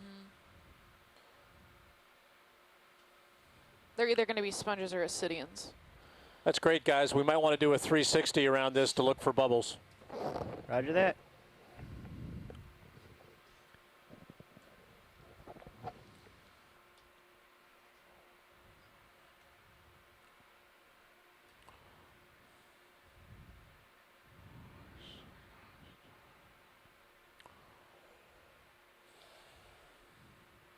We generally try to do a circumference look at these small outcrops. We're looking for evidence for active gas escape, and we get two very different views, one close up with D2 and one with Sirius, which is sitting above D2 looking down at the outcrop, and both views are useful for searching for gas escape from the seafloor.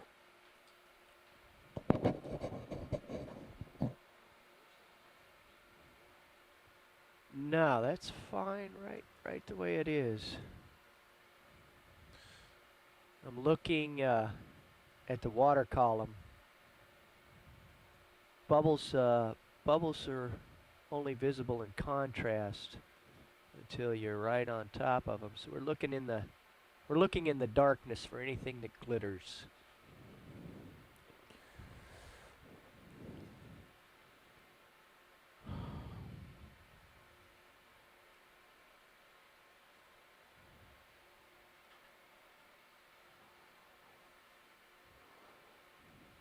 Yeah, the bubble streams from the Sirius view generally look like disseminated diamonds rising from the seafloor.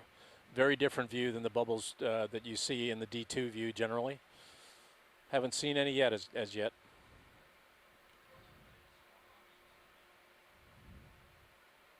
See him on the move. Wow. Looks like there's an Atsumia or a rat tail of some kind at the base of these rocks, along with a red shrimp.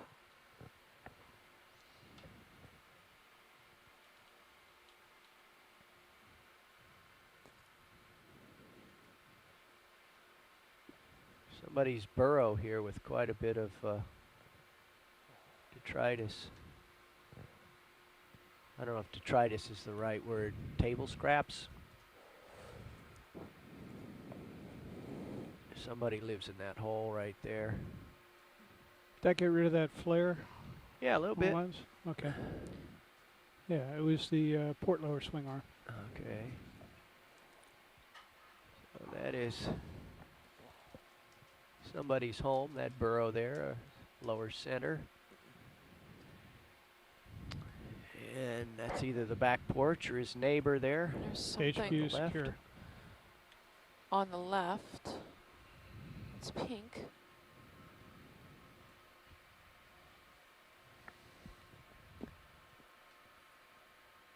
And what from this Pilots, can you zoom in on that pink branching thing on the tip of that rock? Yeah, in fact, I'm going to come around closer and we'll get right on it. I'm guessing crinoid. Here we come, video. Just give us a slow partial here. I think it might be the same starfish we saw earlier. Okay, let's hold that for a minute. And then there's definitely a sea urchin, a white sea urchin. Co-pilot. Possibly Okeanos. I think Okeanos' spines are slightly shorter than that, so that might have the wrong genus. This one that just went black. And it's Brazingidea is actually the starfish. There's at least two there, maybe more. Thank you. And then another goniasterid, white. Yeah, there's something off to your star. Biscuit star behind, or bat star, on the top of that rock. That's pretty. Yeah.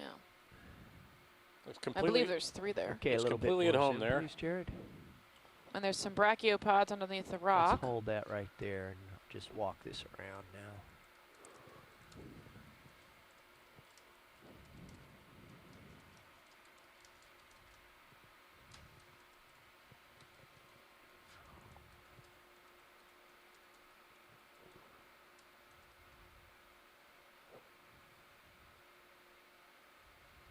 Beautiful.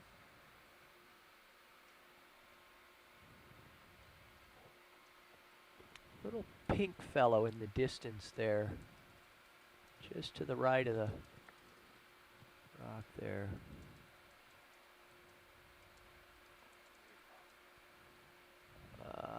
Mid-screen right margin. Water's incredibly clear. Quality of the camera is really accentuated on a day when there's no suspended sediment in the water column.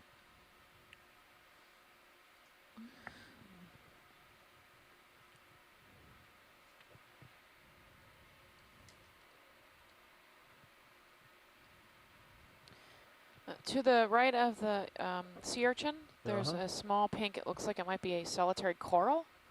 If you could get in on that, that'd be great. Solitary coral. It's about the size of my pinky tip. Yeah, zoom please, Jared. Is that it? Hold. Yes, that is it. Thank you. Okay, we can come in some more, Jared. I think this is a solitary cup coral. Hold that. Either that or it is, yeah, or you know, no, it's definitely not an urchin. Its tentacles are soft. So it looks like a cup coral to me. They're very long though.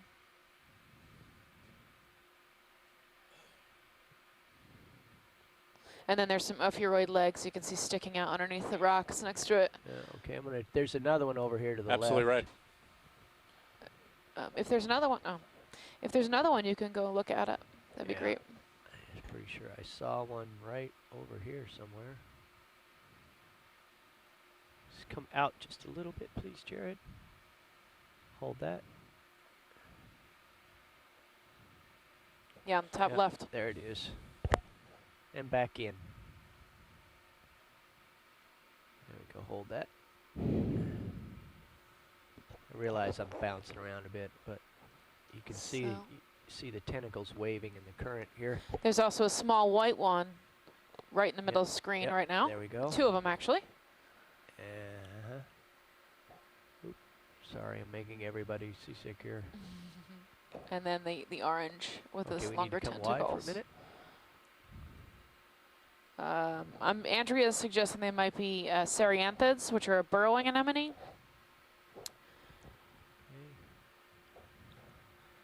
Not necessarily a cup coral. And I see something here that will... Thank you, pilots. I'm going there before Jamie sees it. But this yellow staining, I'm sure, is of interest. Yeah, let's take a close look. That was called a sponge on a previous outcrop. We'll take a close look. Then I want to continue that 360. Okay. I'd like to get to at least a couple more of these locations before the dive ends. So I'm going to want to move on. Okay, let's come full wide here. Video. Going full wide. Okay, let me get up. Get a look around here.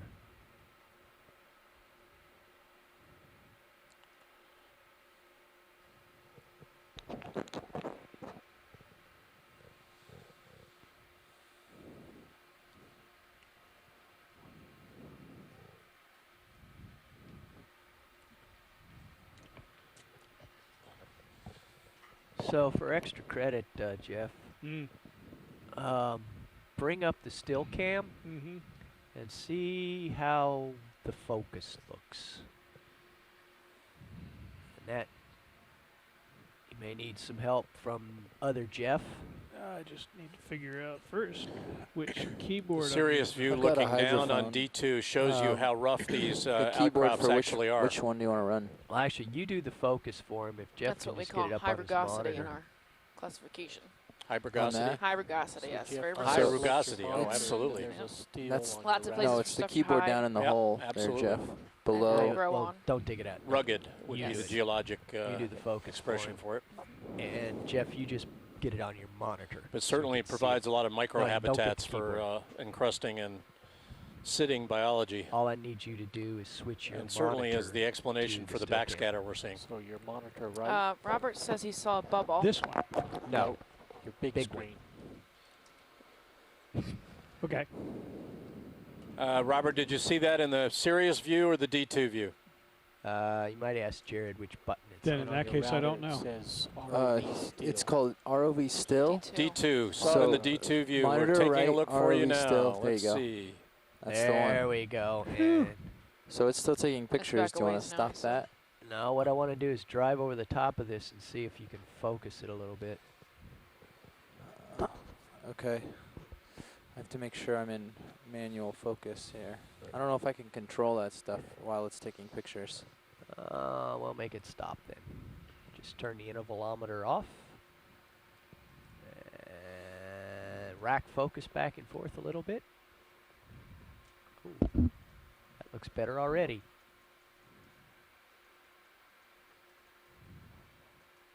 Okay, I'm just going to drive right over the top of this thing. See if it's still in focus. I can't see it very well, so you'll have to guide me a little. Looks pretty sharp.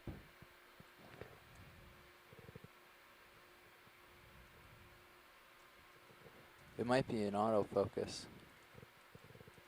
But well, see if you can get it out of focus, and then we'll put it back in. There's another Chaseon crab.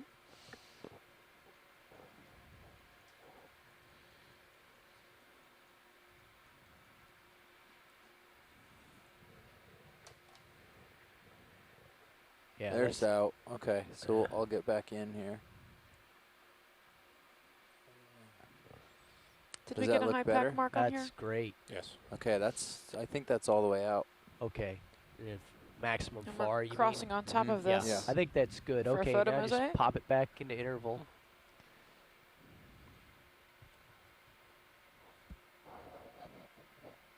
There it is. That took that picture. Okay. Not in focus. Well, I think it's a little overexposed, maybe. Okay. It may also be something associated with yeah, I trying have to take turn the this steel off. while you're moving.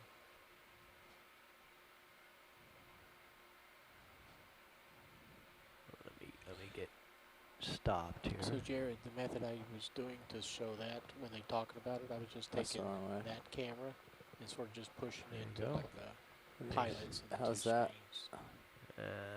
That's the next notch out.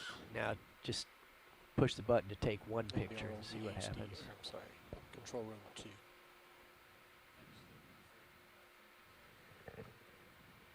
I would take at this point. Yeah, it might not like the moving around. Take 3. Yeah, I think we need strobes. Okay.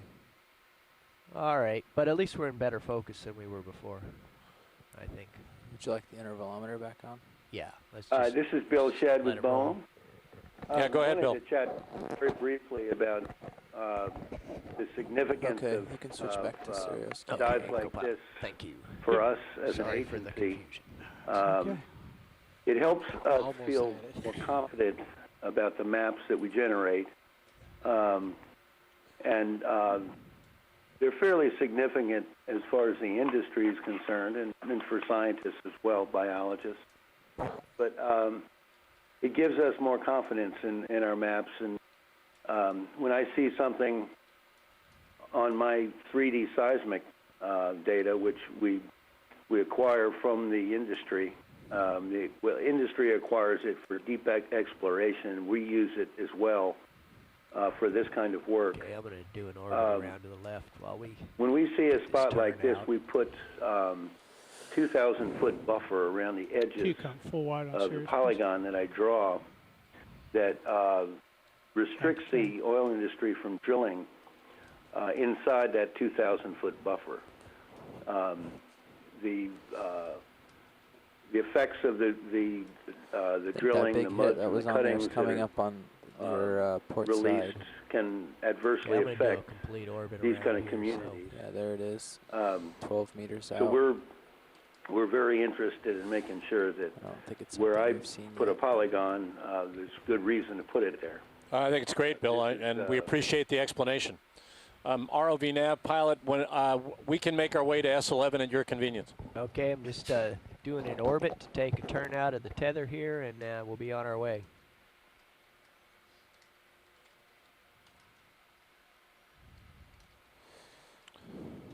Bill, do you generally get any challenges from your industry base about these types of polygons? I mean, I know you use this as justification, but are they generally pretty amenable to these types of restrictions? Well, they realize more and more that we're right. Literally, I mean, they do realize that when they go down and do ROV work, and we're getting more and more data in as they do it, we get that information as well. But they realize that more and more that we're right. I'm going to just take a glance over there. We do allow them to go over these areas with the multi-beam, and if they don't see any backscatter, that means that's inconvenient. too much mud on the top of the carbonates that I'm probably seeing in the shallow subsurface.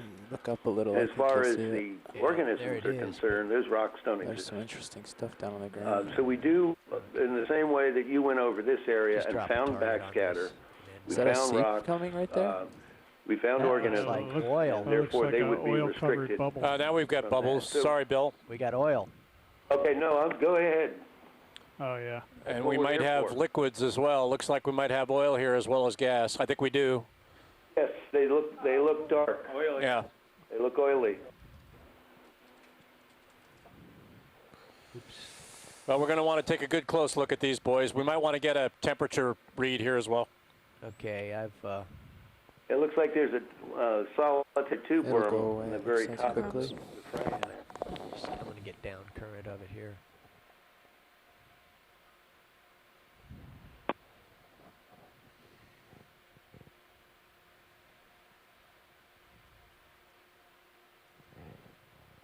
Dave, this rolling for the back row. This is just a back row recommendation. Last time they Okay, the tried to current take is carrying it away Temp to your Pro left. prior to doing the video, they actually had, it seemed like it took a lot longer. I'd recommend trying Has to get the BOEM video made any set estimates based on the There work you done go. to date Yep. of what you think may be the natural escape in terms of volume of hydrocarbons to the water column a year in the Gulf, Bill? Well, that's a good question. That's one of the things that I'm trying to get some more research on. We've got data that was estimated from imaging of oil slicks. Right. I'm bottomed. I'm just I have an idea how much oil it would take to keep an oil slick the size it is, with the temperature, the dissolution, the biodegradation, the bacteria eating it. Oh yeah. Evaporation. Okay. Yeah, it's coming from How below much that little ledge. oil would there. it take Jared, a to little keep bit that of zoom, slick that please. size every day? And that's just an estimate. One of the things that the Okeanos did a couple of years ago is went down. We counted bubbles. Right, I was there. Larry Mayer and Tom Weber. Oh yeah, there's a couple. Went down with a grid and literally counted bubbles for a period of time, and we also captured. Wow. You captured gas in a chamber. It was graduated, had marks on it. We have an idea of how much gas it would take to create that much hydrate, and that's what happened. The hydrate filled up the tube, and so we had an idea of how much flux there was at that spot, and then the ideal would be to look at the backscatter from your SEEP images in the water column and use that as a proxy, and then go around and look at all those other plumes that we didn't count bubbles at, get an estimate from that. Okay, a little bit I would more love zoom, to be able please, to Jared. map the entire Gulf of Mexico. Yeah, but has anybody done a model estimate based on that small sampling to give a total volume? Not yet. Not yet. And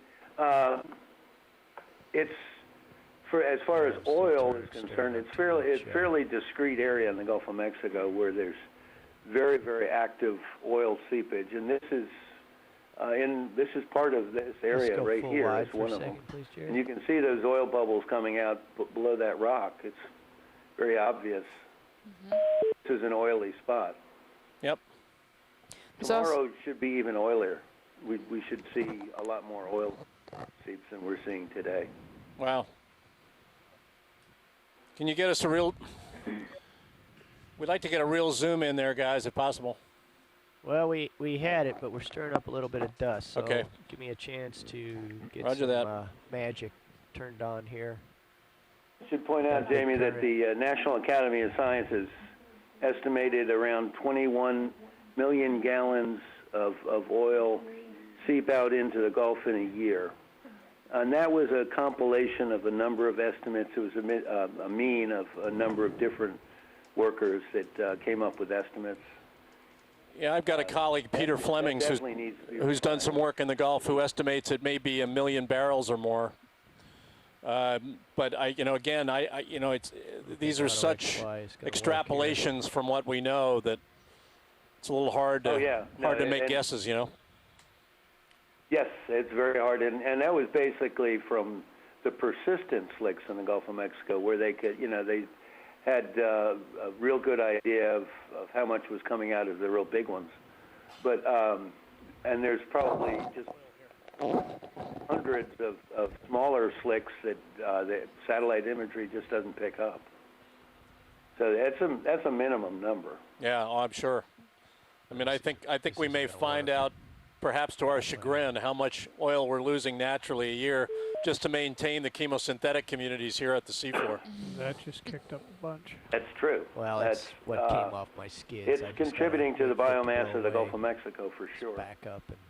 And it's hard for people. They think of oil as being pollution, but it's food for some. Well, and I've tried to make that point in a number of talks I've given about the Gulf, that it's always viewed, the hydrocarbons in the Gulf are always viewed as a negative, when in fact, at the right rates and in the right amounts, they actually support diverse communities so of life. Low altitudes, Auto XY is Oh not yeah. Well, we wouldn't be seeing what we saw today if if it I wasn't can, for hydrocarbons higher up. seeping out naturally. Well, we hope we're getting for you guys what you want. As you can tell, we're not doing anywhere near the traversing across the seafloor that perhaps you expected, but I think it's always good to do a complete job of characterizing what we see rather than trying to cover ground. Yeah. Yeah, right. If we had been going past those sites with the bubbles too fast, we might not have seen them. I think you're right. So that's, yeah, oh no, I know. Great. Looks like we got out of our plume. We get a clearer view of this oil seep here. Sometimes we're our own worst enemies in terms of creating seawater turbidity. So, well, we're just. It takes the ROV as a DP system as well, but it has to be massaged into cooperation, and we're getting there. Under the guise of experts.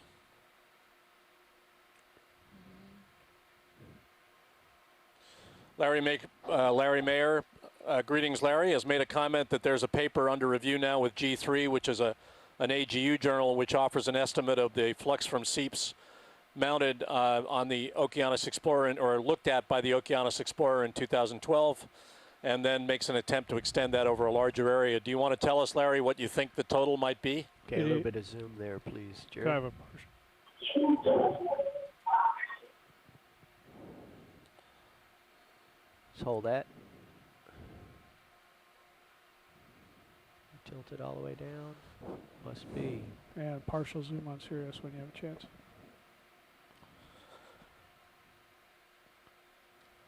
Great, thanks. Jamie, this is Carolyn. Yeah, go ahead, Carolyn. Okay, Is that working better? We might have lost her. A little bit more zoom, please. I think we lost you, Carolyn. If you want to go ahead and put a comment in the event log, I can relay it out. Okay, hold that. No, it's my fault. I pressed the thing. I'm at problem university, you know. Moving the so joystick I is haven't not seen the moving paper. I know of its existence. We're actually going to with Tom Weber to do similar estimates it just puts you on in the manual. seeps that Okeanos Oh, it kicks Explorer it out of? Yeah, found and last then year when on it the goes Atlantic back margin. in, And it has so to build the what I wanted to interval say turn is in this back up, hydroacoustic and field, slides this is off. really Our cutting audio's edge not research just why trying it's to that way, estimate but want to fluxes bring down the based on index a bubble little Quite bit. right yet. Do the push button arrows work yet to move you along? I'm going to try that next. I'm going to position myself a little bit up current here. What we're trying to do now is get close to this place where oil appears to be venting from under an overhang on this small hard ground, and get a good close look.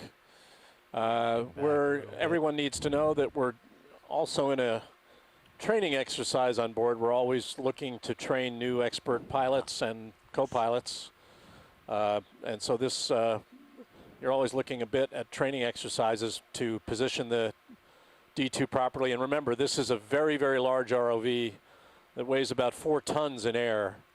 And although it's much more mobile in the water than out of the water, it still takes a while to position the D2 properly to do the kinds of things we're asking it to do.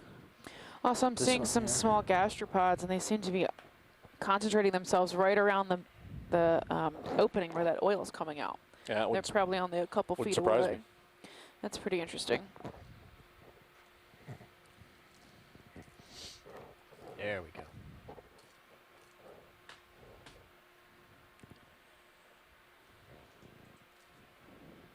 Wouldn't that seem to suggest that those gastropods might be chemosynthetic, possibly? I would think so.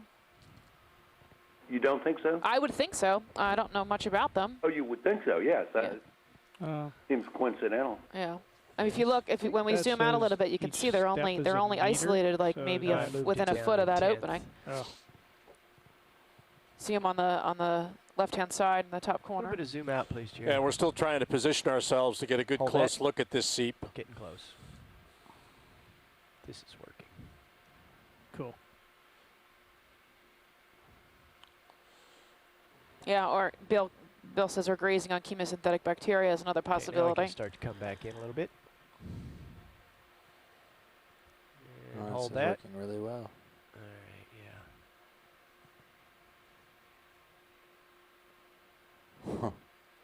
Wow. Another 10 centimeters, please.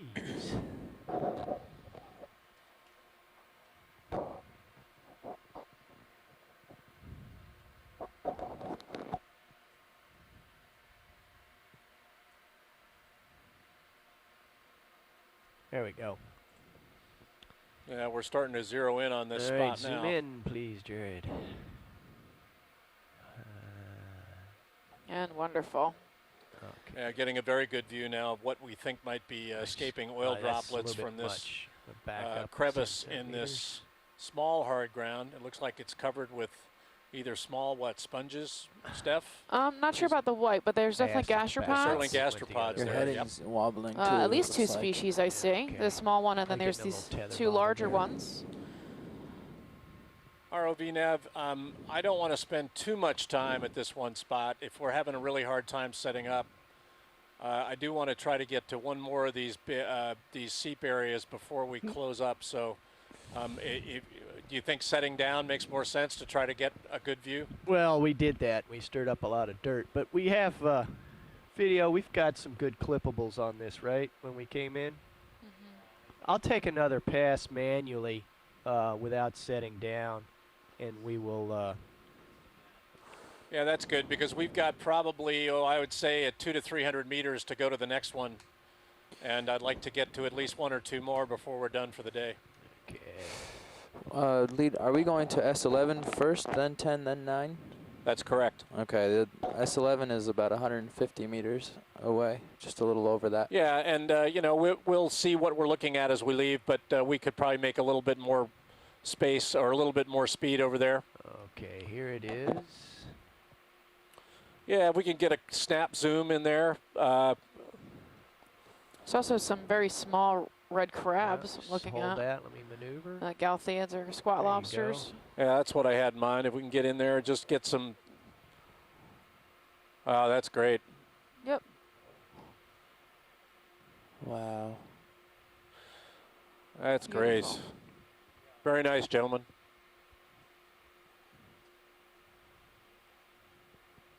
Sorry about bouncing around, but that's just what the weather is here. No worries. Yeah, I think that's good, Dave. I think we can move on. Okay, let's come wide. Let's get going. Okay. Where away, Nav? 310. We're gonna head next. Okay. Come full wide for me. Carolyn Ruppel from the U.S. Geological Survey has relayed that that this is a rather substantive topic now, looking at the hydroacoustics, what the acoustic data are telling us about fluid escape from the seafloor in both the east coast of the U.S. margin and the Gulf of Mexico. Ship move, please. I think we can estimate.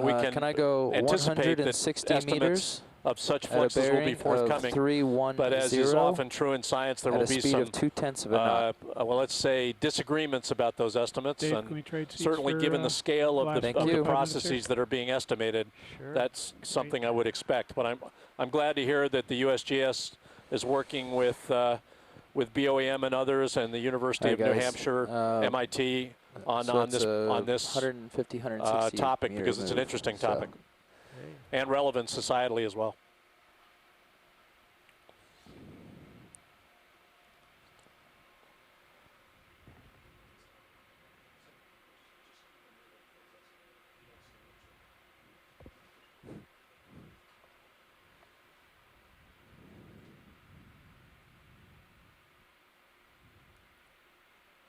.310. Coming over.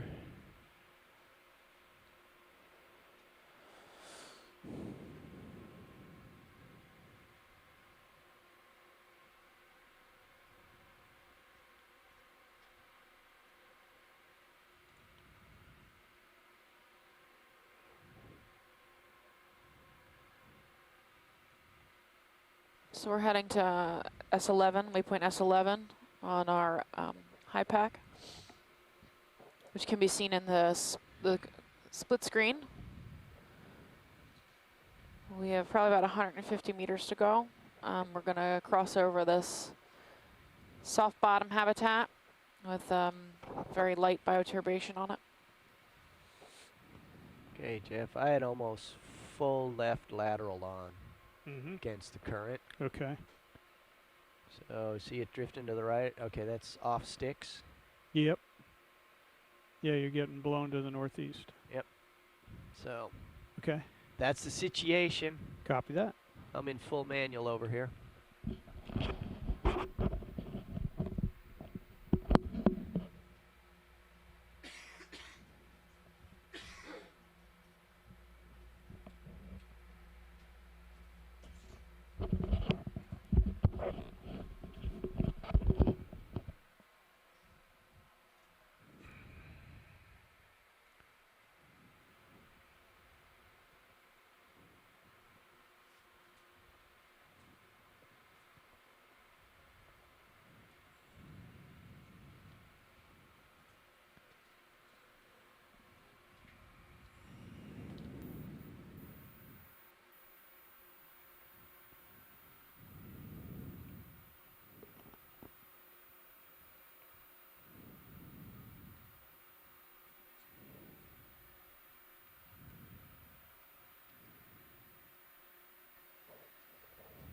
I see a hard bottom ahead.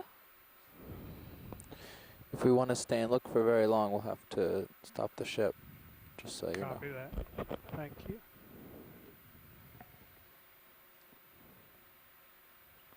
So we can quick get it characterized and keep moving if we want to make it to S11. This looks kind of interesting because of the way the yellow is surrounding it. So the stained fluid around this rock outcrop is from fluid explosion. Is it rock? According to Robert. It looks yellow. Possibly a brine. You got some tether. You can go check it out. Oh, you got a good one. I think we might want to stop here. Pilots, I'm being told this might be a brine pool. Yeah, can All we right, stop copy. here? I'm going to stop. Bridge, nav. Can we bring the ship to an easy stop here, please? Thank you.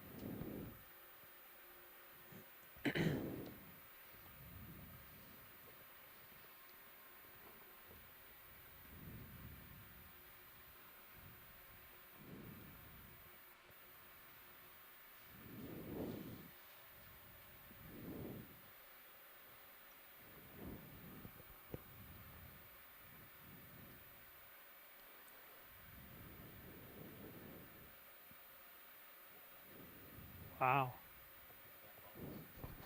Where do you see the bubbles? Oh, I see the black bubbles in the center of the screen. All along that whole little line of white, there's a bunch of them coming out. We're getting black bubbles in the center of the screen. That this whole is an active seep here. Wow. This would be good to mosaic. Thank you, Bridge. Are those blobs of oil like blobbing around right there? Yeah, it looks like there's blobs of oil in the middle of the screen. It could be asphalt or liquid petro.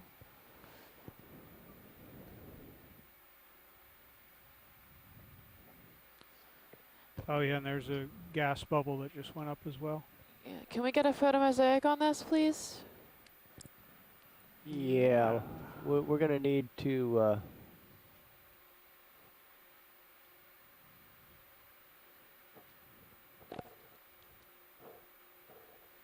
figure out the best way to do that.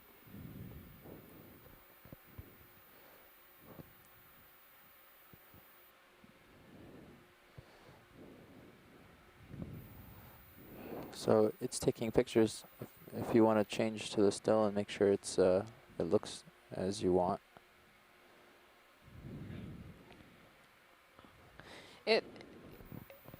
Just gonna drift with it here for a second. Look at that. So we're gonna get a photo mosaic over this. It's a beautiful orange color. Bacterial. Watch your altitude. Thanks. Yeah, you're too low for the mosaic. What's the right altitude for that? Like a meter? Watch the picture and see where the light gets good. See how you got shadow? Yeah. Come up just a hair. That looks pretty good. Okay, that's about 1.2. Looks like we can see the chicken wire on the bottom. The lights are getting checkered by that. Yes. We'll note that for Todd. He may want to alter that.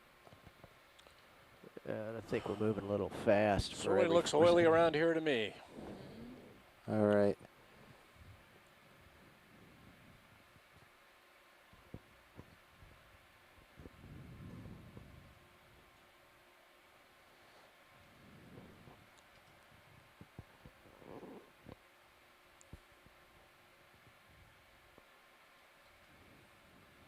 Yeah, getting a little low.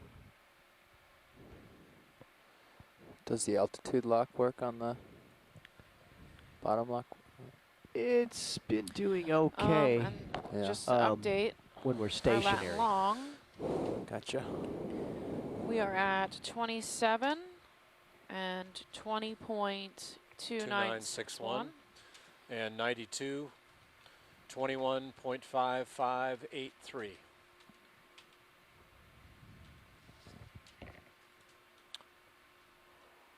If we're not giving these locations out often enough for everyone, remind us. That seems to be about that. We think we're logging those locations now, but just to be safe, we'll give them to you as well. And if you didn't do so already, pilots, if we could get a mark here. Yeah, I dropped a mark. I'll name it according to the scheme we've been using for you. Looks like we're getting some evidence for downslope movement of material here. We're on a slope. Things are outcropping on a slope, and those vertical streaks you're seeing are evidence for downslope movement of sediment that's exposing staining either underneath the sediment or near the surface of the sediment. So we're on a slope here. Not much of a slope, but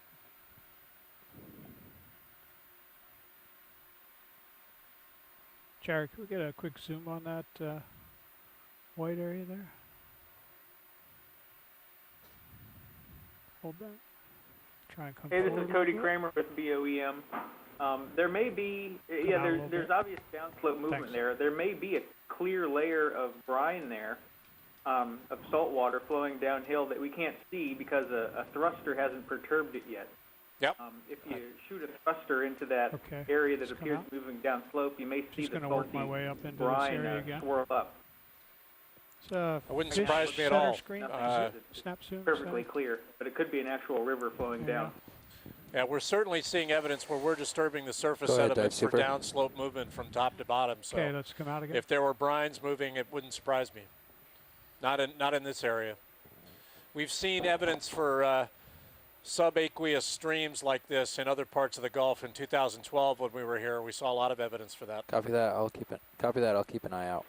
Yeah. In fact, you found some salt volcanoes. Right. Remember? That's right. They look like Mount Fuji, but they were much guys, smaller.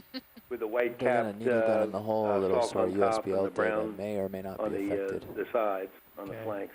Just so you know. My guess is that most of this shelving we see in front of us is still carbonate hard ground. Okay. I think there's must be more liquid hydrocarbons coming out here. You've got a lot more bacterial staining and mats than we have on some of these other hard grounds. So this is an area of more substantial hydrocarbon expulsion than we've seen before.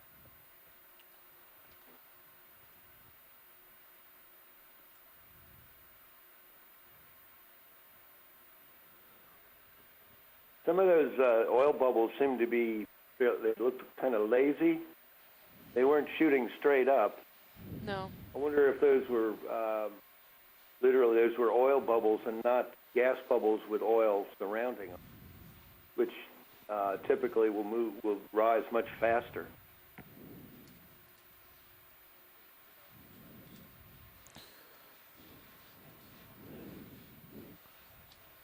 Sure. Can we get a temperature reading? Oh, it's a shrimp.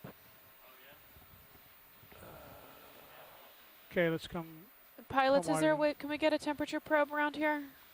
Well, we're taking temperatures all the time, right? What's our temperature? Yeah, the temperature of the water here is coming up, Dave. 5.22 degrees Celsius. Okay, I'm being told the temperature of the water is 5.22 degrees Celsius coming from our CTD. And we haven't had... No, not from the CTD, from the temp probe. Oh, I'm sorry. For the CTD temperature says 5.28731.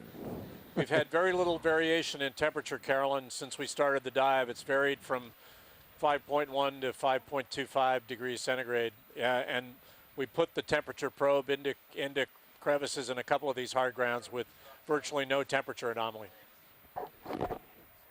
Thanks, Larry, for that explanation of your G3, of the G3 paper. I understand why you might not want to talk about numbers, but Larry's point is that the number of seeps mapped during the 2011 and 12 seasons represent approximately 0.1% of the global flux estimates of methane from seeps by others, and the paper should be out, so look for that in G3, which, as I said, is an American Geophysical Union journal that comes out once a month, I believe. Look how the edge of this is is a circle.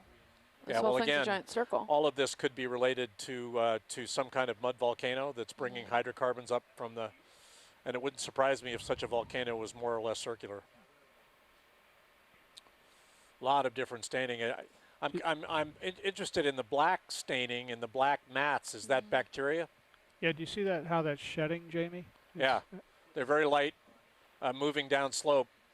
And I would think they're biological of some time, but you know, we've seen bacterial mats of a variety of colors. You know, green, white, gray, orange, and then we've got this black that seems quite friable. It's easy to dislodge and seems to flow down slope.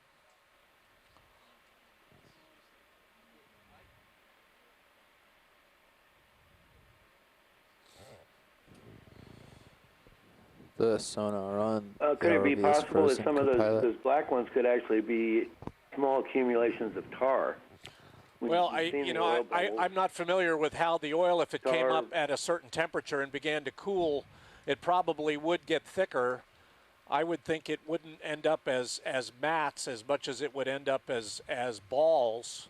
And I wouldn't think that it would want to stay at the seafloor. I would think it would want to rise off the seafloor to the surface, but there may be others out there who know more about that than me. That's a full transect across. I'm just going to come up a little bit. Ian McDonald has found tar volcanoes in the Bay of Campeche, in deep water out there. The very heavy fractions of oil with another transect here backwards. API gravity of 10 is equal to water. If it's less than 10, it's heavier than water, so it would actually stay on the bottom. Right. Oh, well, that could well be, Bill. You know, we are handicapped, of course, by our inability to sample. Someday we'll come back and get all the samples that'll answer these questions, but obviously what we're doing now is speculating. But I have not, in my experience in the Gulf, seen this kind of black, flaky material before, at least as prominently as we're seeing it here. Cyanobacteria in shallower sites will do that kind of like roll off as you blow the thrusters at it. So I wouldn't be surprised if it is bacterial. But Bob Carney is saying that asphalt sheets in the Gulf of Mexico can look like shredded garbage bags. And that's certainly what they look like to me, shredded garbage bags. I think you might be moving now a that little looks like a brine river mosaic. Off to the center left. If you look at that long meandering channel, that I'm trying to watch to me looks like some brine channels we saw in 2012. Features. Okay. They're zooming off too quickly. Yeah, it's very similar looking. The ones in 2012 were actually incising is that fishing line into the seafloor a little bit. Looks like it. All right. They were very dramatic. Looks maybe some fishing line. Yeah. Yeah.